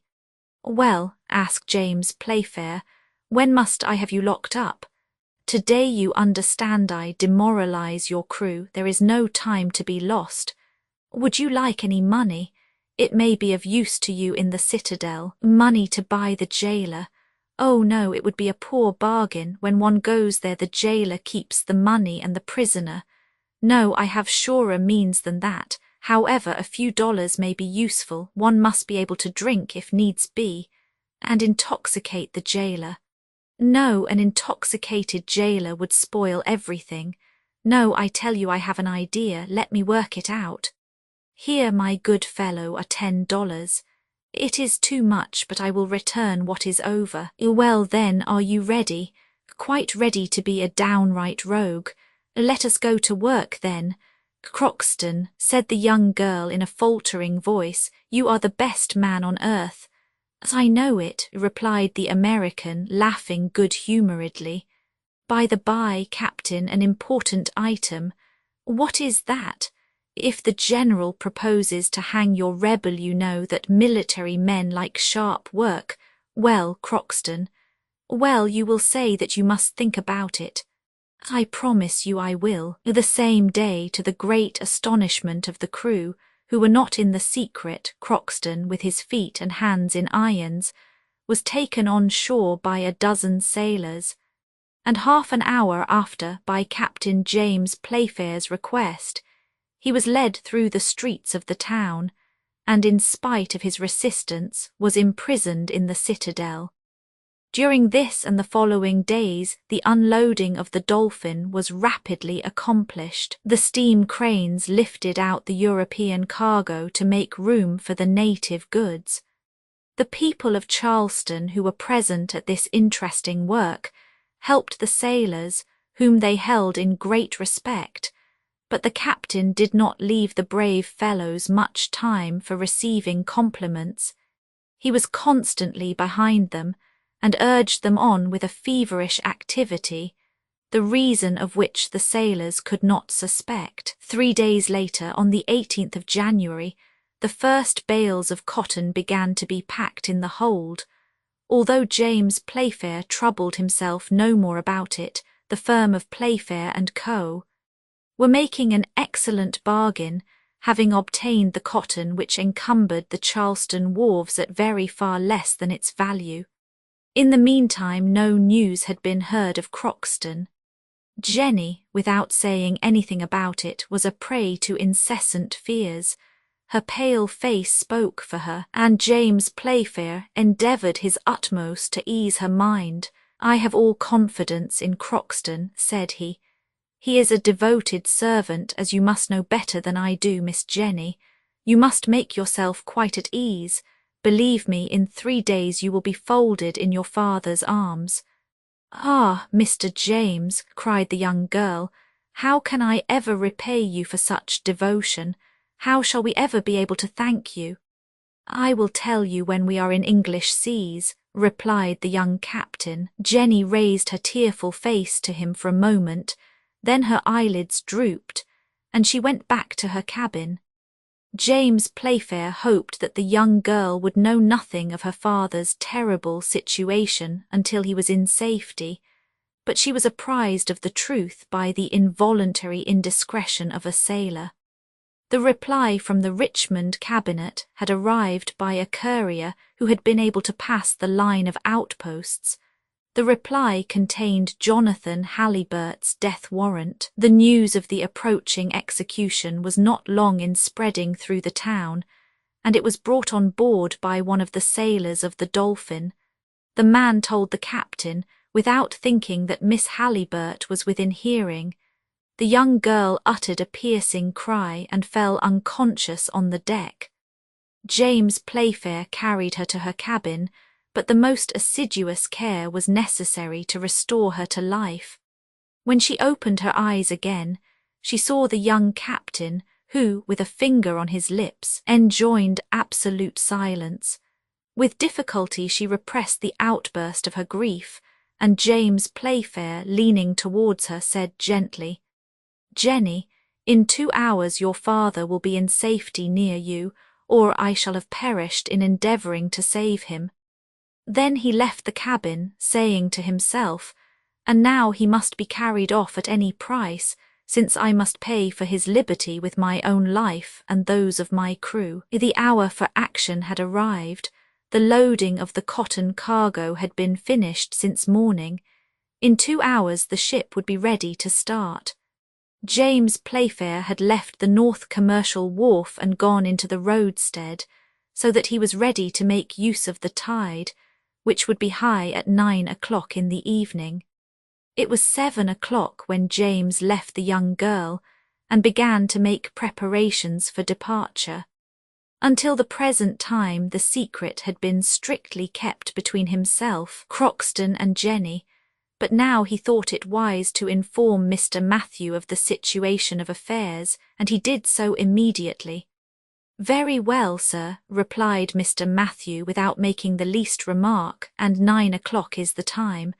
9 o'clock, and have the fires lit immediately and the steam got up. "It shall be done, Captain. The Dolphin may remain at anchor. We will cut our moorings and sheer off without losing a moment." "Just so. Have a lantern placed at the mainmast head. The night is dark and will be foggy. We must not risk losing our way in returning. You had better have the bell for starting rung at 9 o'clock. "Your orders shall be punctually attended to, Captain. And now, Mr. Matthew, have a shore boat manned with 6 of our best men. I am going to set out directly for White Point. I leave Miss Jenny in your charge, and may God protect us."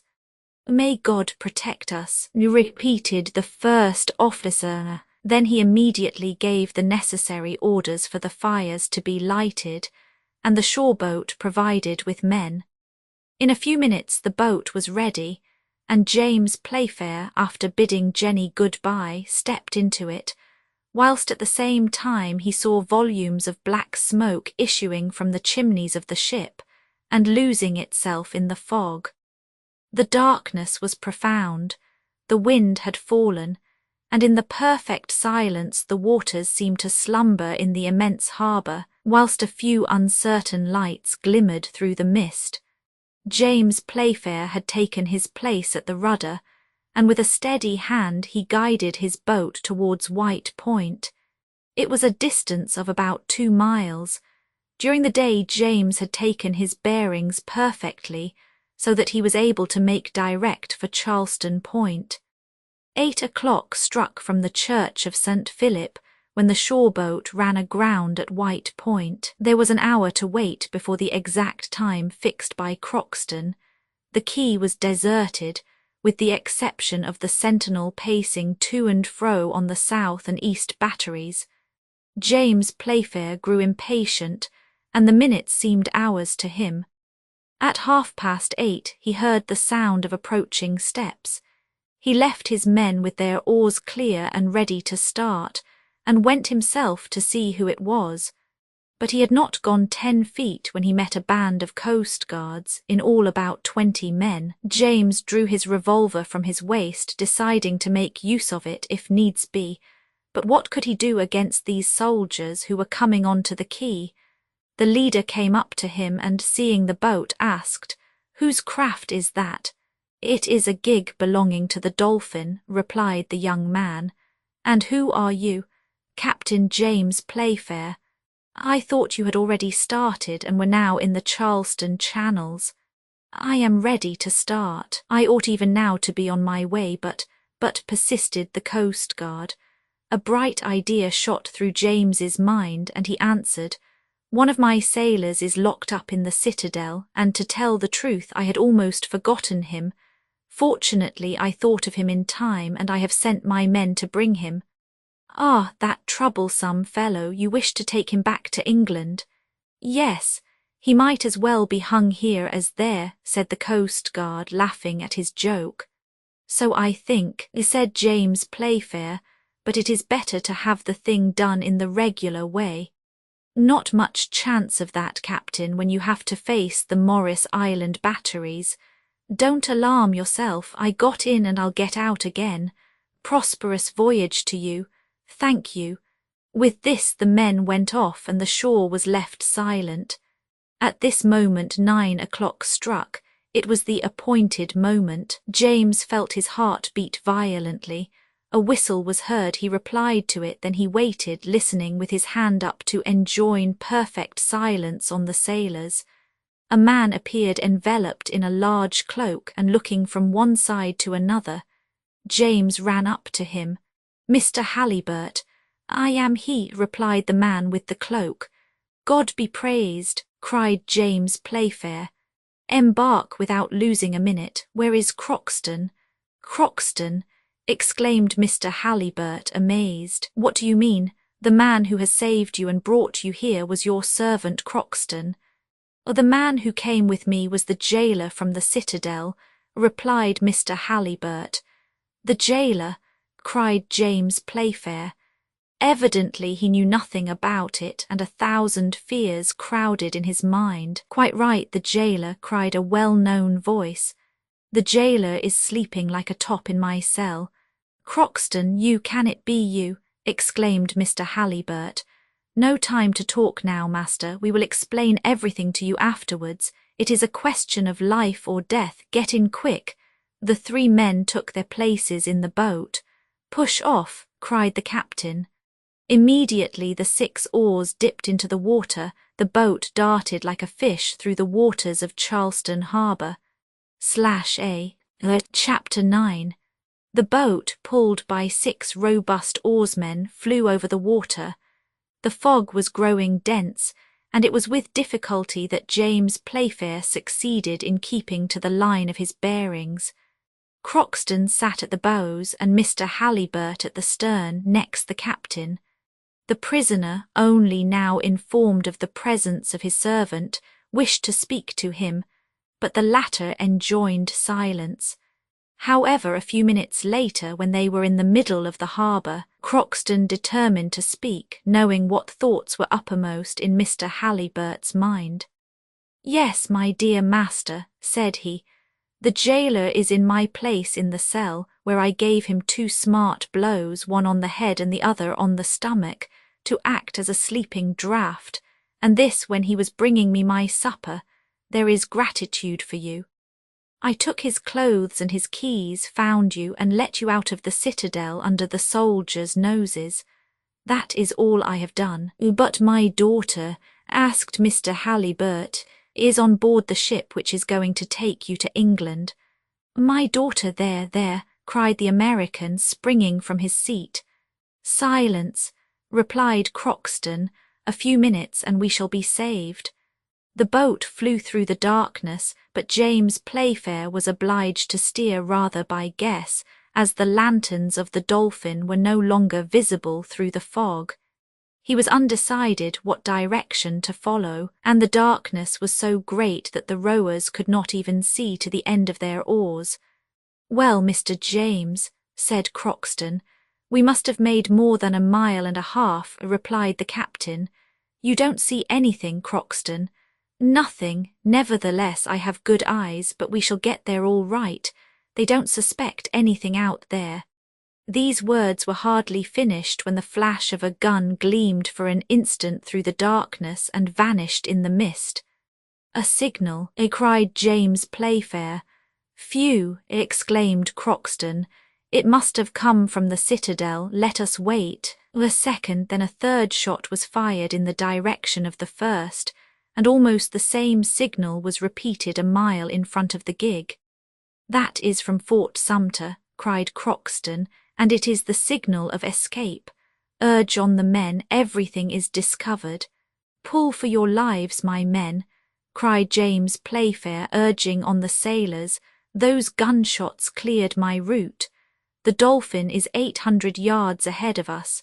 Stop, I hear the bell on board. Hurrah, there it is again. £20 for you if we are back in 5 minutes. The boat skimmed over the waves under the sailors' powerful oars. A cannon boomed in the direction of the town.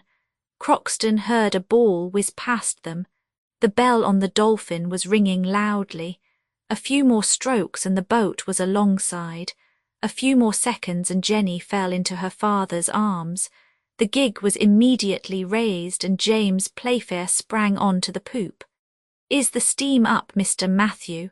"Yes, Captain. Ye have the moorings cut at once."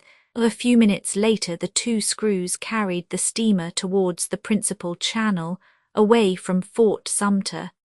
"Mr. Matthew," said James, "we must not think of taking the Sullivan Island channel. We should run directly under the Confederate guns. Let us go as near as possible to the right side of the harbour out of range of the Federal batteries. Have you a safe man at the helm?" "Yes, Captain. Have the lanterns and the fires on deck extinguished. There is a great deal too much light, but we cannot help the reflection from the engine rooms." During this conversation, the Dolphin was going at a great speed, but in altering her course to keep to the right side of the Charleston harbour, she was obliged to enter a channel which took her for a moment near Fort Sumter, and when scarcely 1/2 mile off all the guns bearing on her were discharged at the same time, and a shower of shot and shell passed in front of the Dolphin with a thundering report.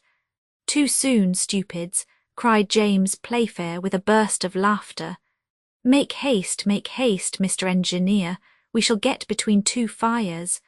The stokers fed the furnaces, and the Dolphin trembled all over with the effort of the engine as if she was on the point of exploding.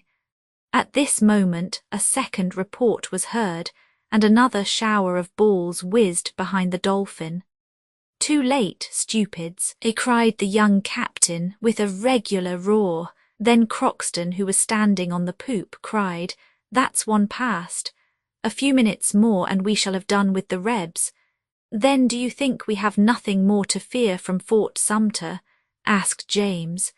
"Nothing at all, but everything from Fort Moultrie at the end of Sullivan Island, but they will only get a chance at us for 1/2 minute, and then they must choose their time well and shoot straight if they want to reach us.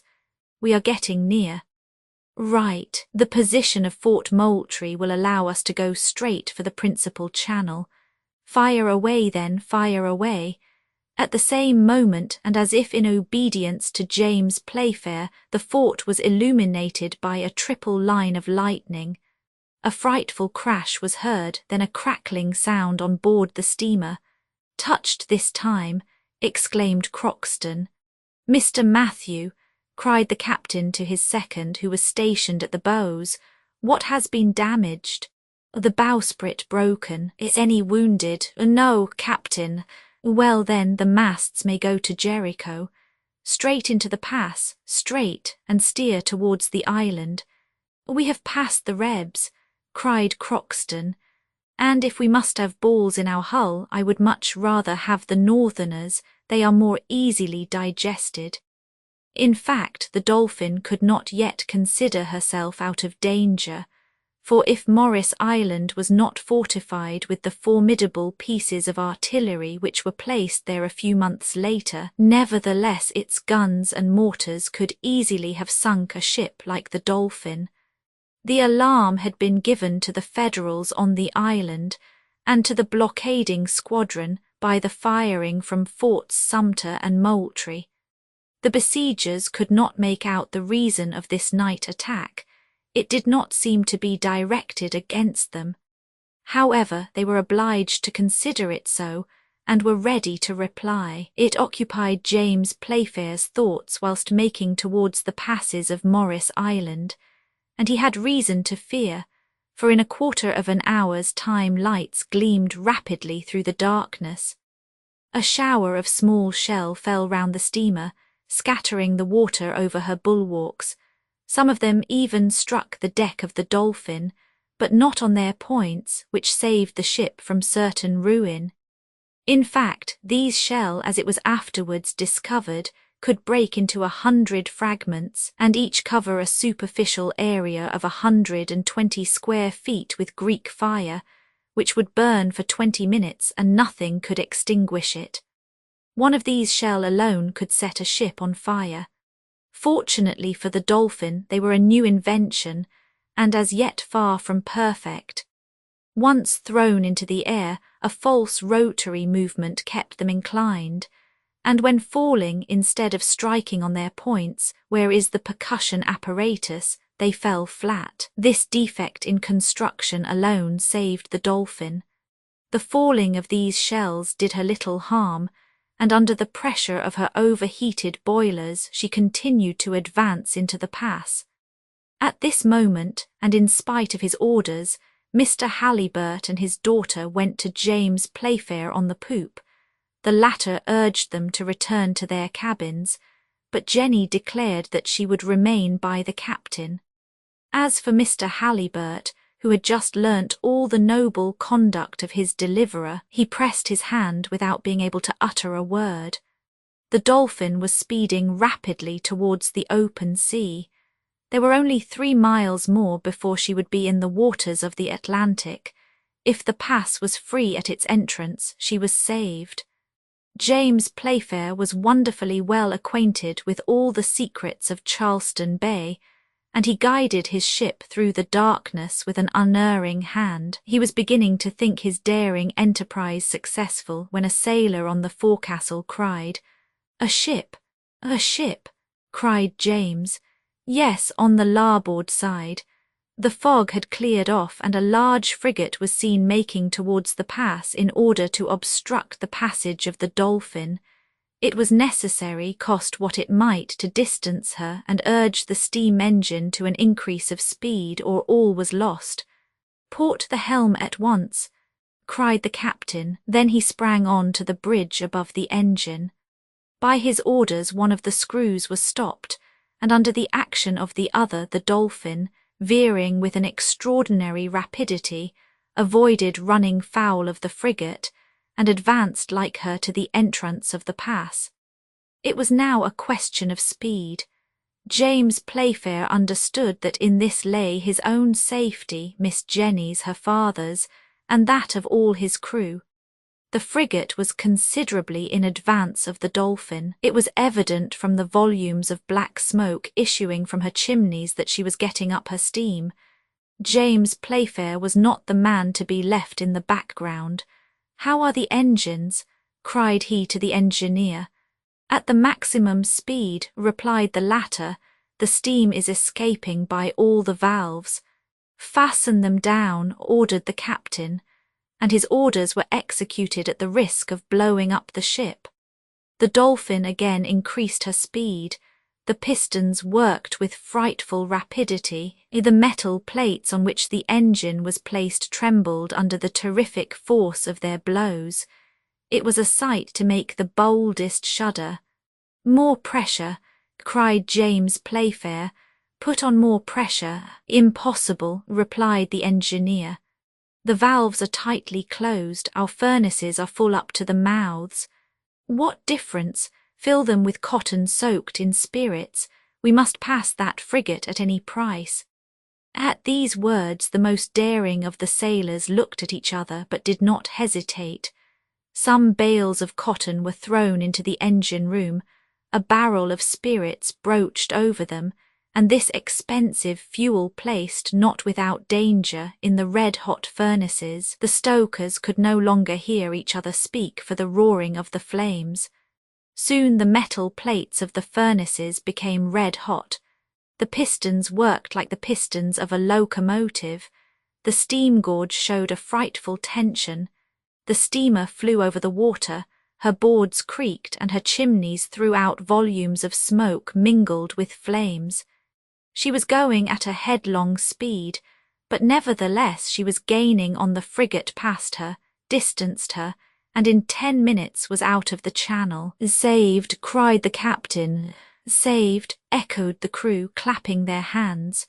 Already the Charleston beacon was disappearing in the southwest. The sound of firing from the batteries grew fainter, and it might with reason be thought that the danger was all past, when a shell from a gunboat cruising at large was hurled whizzing through the air. It was easy to trace its course, thanks to the line of fire which followed it. Then was a moment of anxiety impossible to describe. Everyone was silent, and each watched fearfully the arch described by the projectile. Nothing could be done to escape it, and in a few seconds it fell with a frightful noise on the foredeck of the Dolphin. The terrified sailors crowded to the stern, and no one dared move a step, whilst the shell was burning with a brisk crackle. But one brave man alone among them ran up to the formidable weapon of destruction. It was Croxton.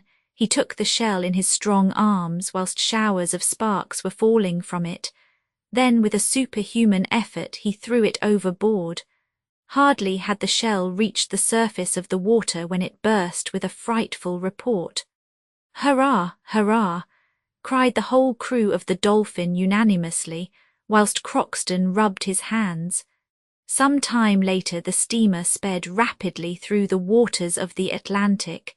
The American coast disappeared in the darkness, and the distant lights which shot across the horizon indicated that the attack was general between the batteries of Morris Island and the forts of Charleston Harbour.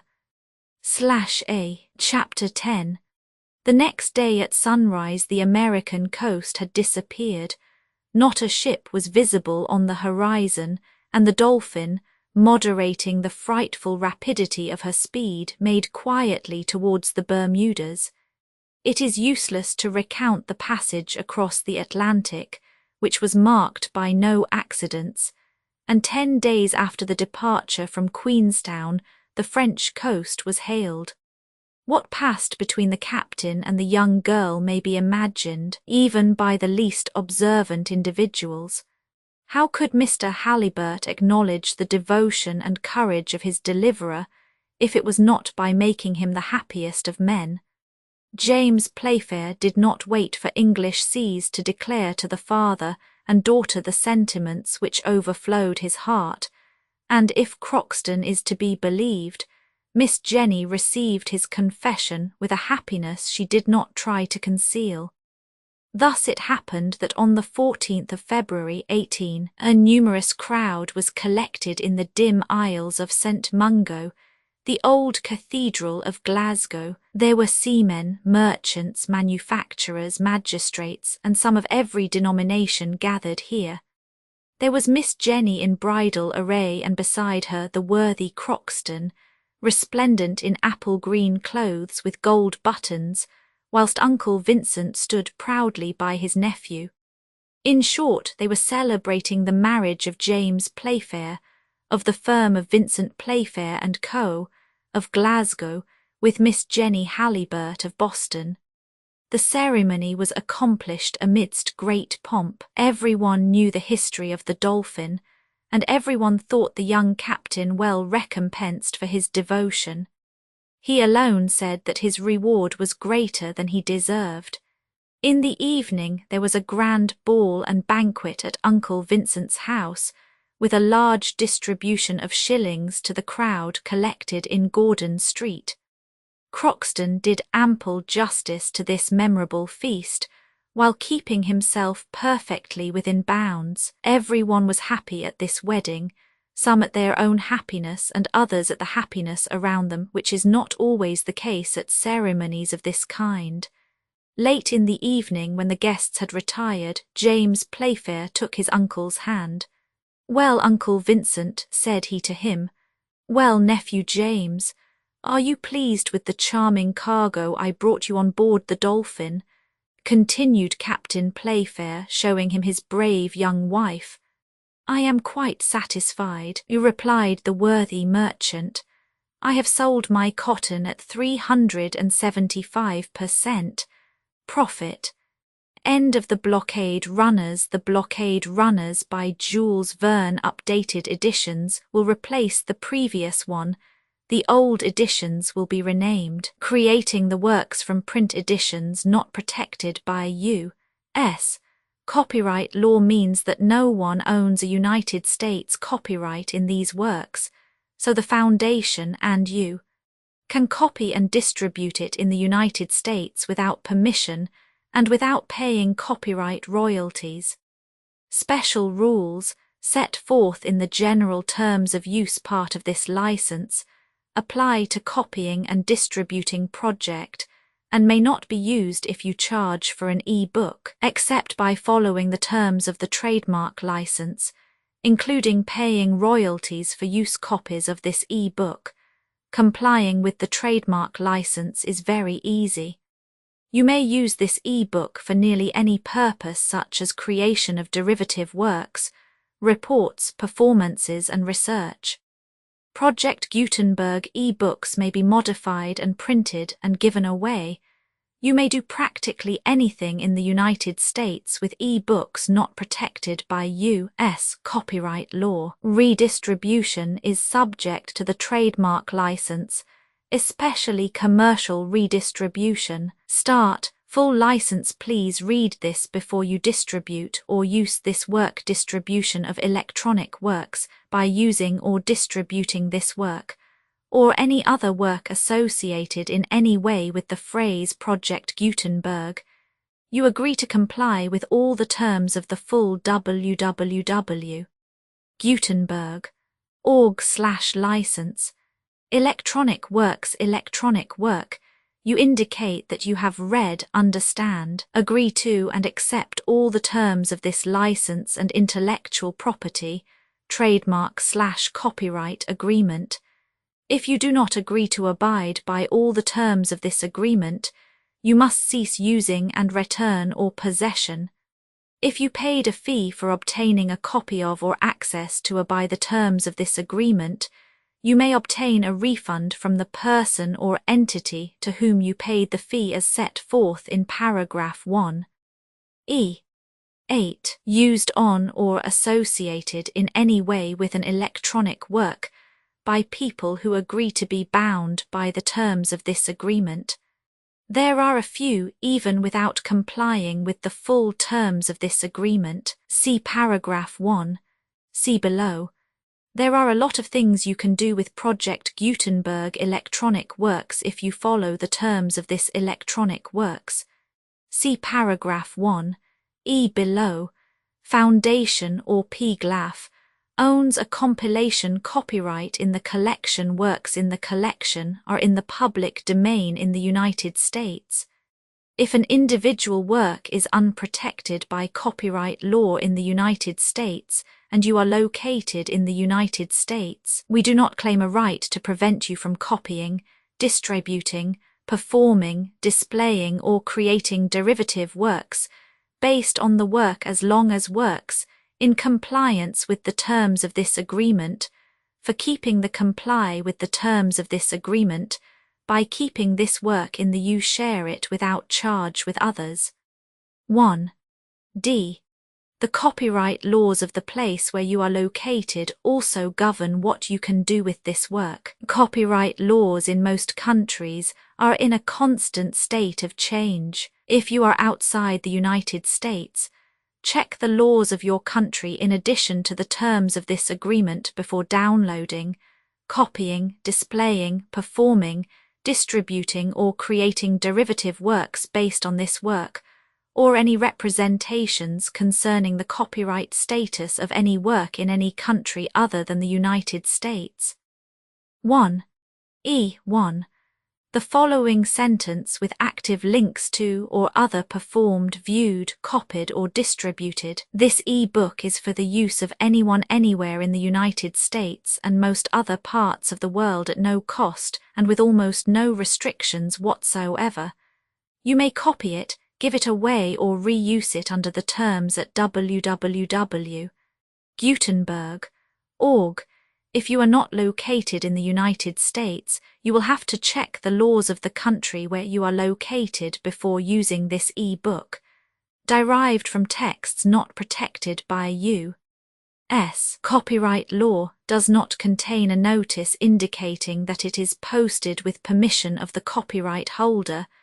The work can be copied and distributed to anyone in the United States without paying any fees or charges. If you are redistributing or providing access to a work with the phrase Project Gutenberg associated with or appearing on the work, you must comply either with the requirements of paragraphs 1, E1 through 1, E7 or trademark as set forth in paragraphs 1, E8 or 1, E9, with the permission of the copyright holder. Your use and distribution must comply with both paragraphs 1, E1 through 1, E7 and any additional terms imposed by the copyright holder. Additional terms posted with the permission of the copyright holder found at the beginning of this work. License terms from this work, or any files containing a part of this one. E5. Do not copy, display, perform, distribute or redistribute this electronic work or any part of this electronic work without prominently displaying the sentence set forth in paragraph 1. E1 with active links or immediate access to the full terms of the Project Gutenberg license. 1 E6.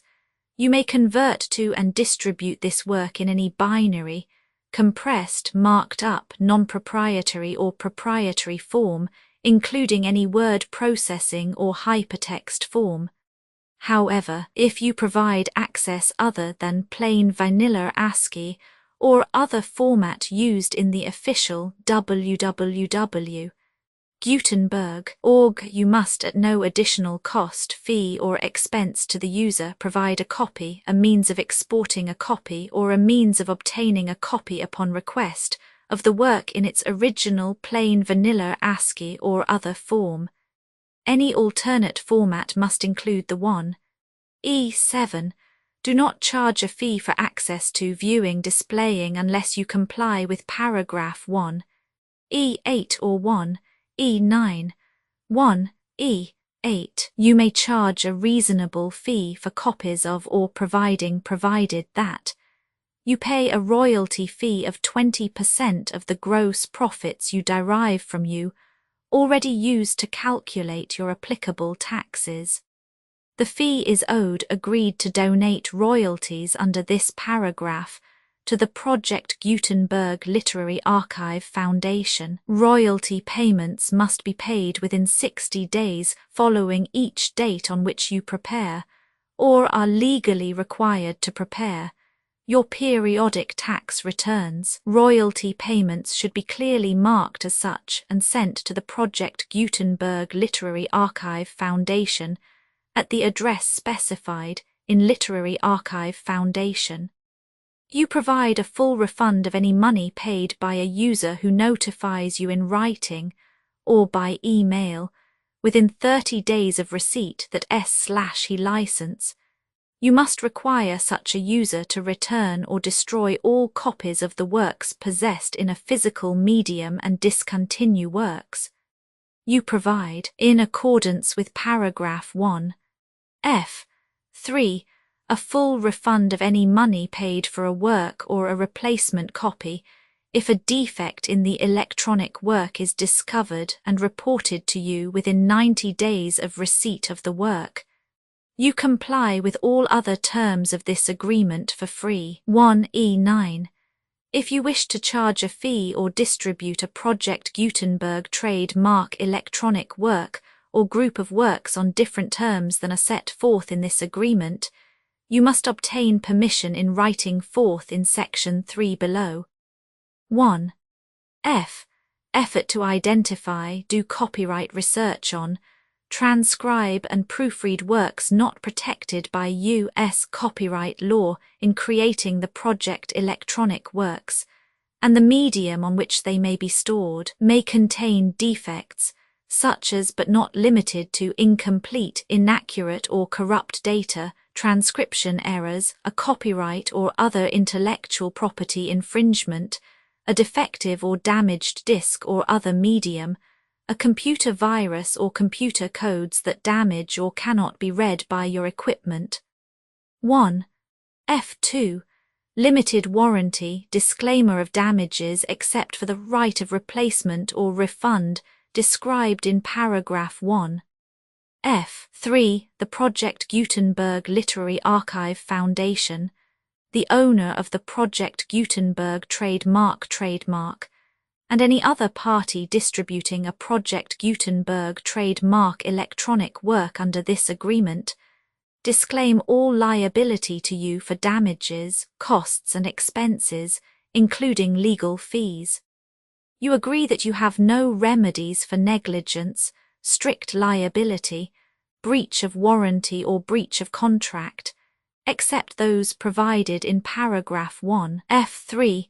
You agree that the foundation, the trademark owner, and any distributor under this agreement will not be liable to you for actual, direct, indirect, consequential, punitive or incidental damages, even if you give notice of the possibility of such damage. 1. F3. Limited right of replacement or refund if you discover a defect in this electronic work within 90 days of receiving it. You can receive a refund of the money, if any, you paid for it by sending a written explanation to the person you received the work from. If you received the work on a physical medium, you must return the medium with your written explanation. The person or entity that provided you with the defective work may elect to provide a replacement copy in lieu of a refund. If you received the work electronically, the person or entity providing it to you may choose to give you a second opportunity to receive the work electronically in lieu of a refund. If the second copy is also defective, you may demand a refund in writing without further opportunities to fix the problem. 1. F4. Except for the limited right of replacement or refund set forth in paragraph 1. F3. This work is provided to you as is with no other warranties of any kind, express or implied, including but not limited to warranties of merchantability or fitness for any purpose. 1. F5. Some states do not allow disclaimers of certain implied warranties, or the exclusion or limitation of certain types of damages. If any disclaimer or limitation set forth in this agreement violates the law of the state applicable to this agreement, the agreement shall be interpreted to make the maximum disclaimer or limitation permitted by the applicable state law. The invalidity or unenforceability of any provision of this agreement shall not void the remaining provisions. 1. F6. Indemnity. You agree to indemnify and hold the foundation, the trademark owner, any agent or employee of the foundation, anyone accordance with this agreement, and any volunteers associated with the electronic works, harmless from all liability, costs and expenses, including legal fees, that arise directly or indirectly from any of the following which you do or cause to occur. A. Distribution of this defect you cause. Electronic works in formats readable by the widest variety of computers, including obsolete, old, middle-aged, and new computers. It exists because of the efforts of hundreds of volunteers and donations from people in all walks of life. Volunteers and financial support to provide volunteers with the remain freely available for generations to come.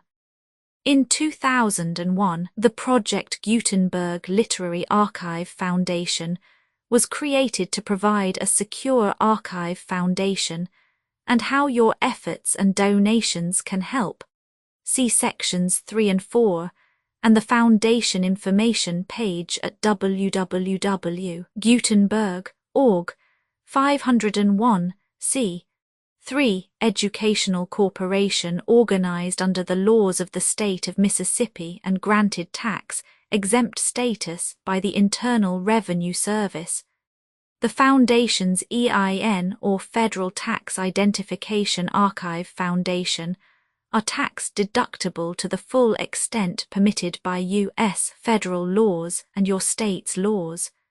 The Foundation's business office is located at 41 Watchung Plaza #516, Montclair NJ 07042 USA, +1 862 621 to 9288. Email contact links and up-to-date contact information can be found at the Foundation's website and official page at www.gutenberg.org/contact Literary Archive Foundation public support and donations to carry out its mission of increasing the number of public domain and licensed works that can be freely distributed in machine-readable form accessible by the widest array of equipment, including outdated equipment. Many small donations, $1 to $5,000, are particularly important to maintaining tax-exempt status with the IRS. The Foundation is committed to complying with the laws regulating charities and charitable donations in all 50 states of the United States. Compliance requirements are not uniform, and it takes a considerable effort, much paperwork and many fees to meet and keep up with these requirements. We do not solicit donations in locations where we have not received written confirmation of compliance. To send donations or determine the status of compliance for any particular state, visit www.gutenberg.org/donate. While we cannot and do not solicit contributions from states where we have not met the solicitation requirements, we know of no prohibition against accepting unsolicited donations from donors in such states who approach us with offers to donate. International donations are gratefully accepted, but we cannot make any statements concerning tax treatment of donations received from outside the United States. U.S. laws alone swamp our small staff. Methods and addresses. Donations are accepted in a number of other ways, including checks, online payments, and credit card donations. To donate, please visit www.gutenberg.org/donate. Professor Michael S. Hart was the originator of the Project Gutenberg concept of a library of electronic works that could be freely shared with anyone. For 40 years he produced and volunteer support editions, all of which are confirmed as not protected by copyright in the U.S. unless a copyright notice is included. Thus, we do not necessarily keep e-books in compliance with any particular paper edition. Most people start at our website, which has the main PG search facility, www.gutenberg.org, Archive Foundation, how to help produce our new e-books, and how to subscribe to our email newsletter to hear about new e-books,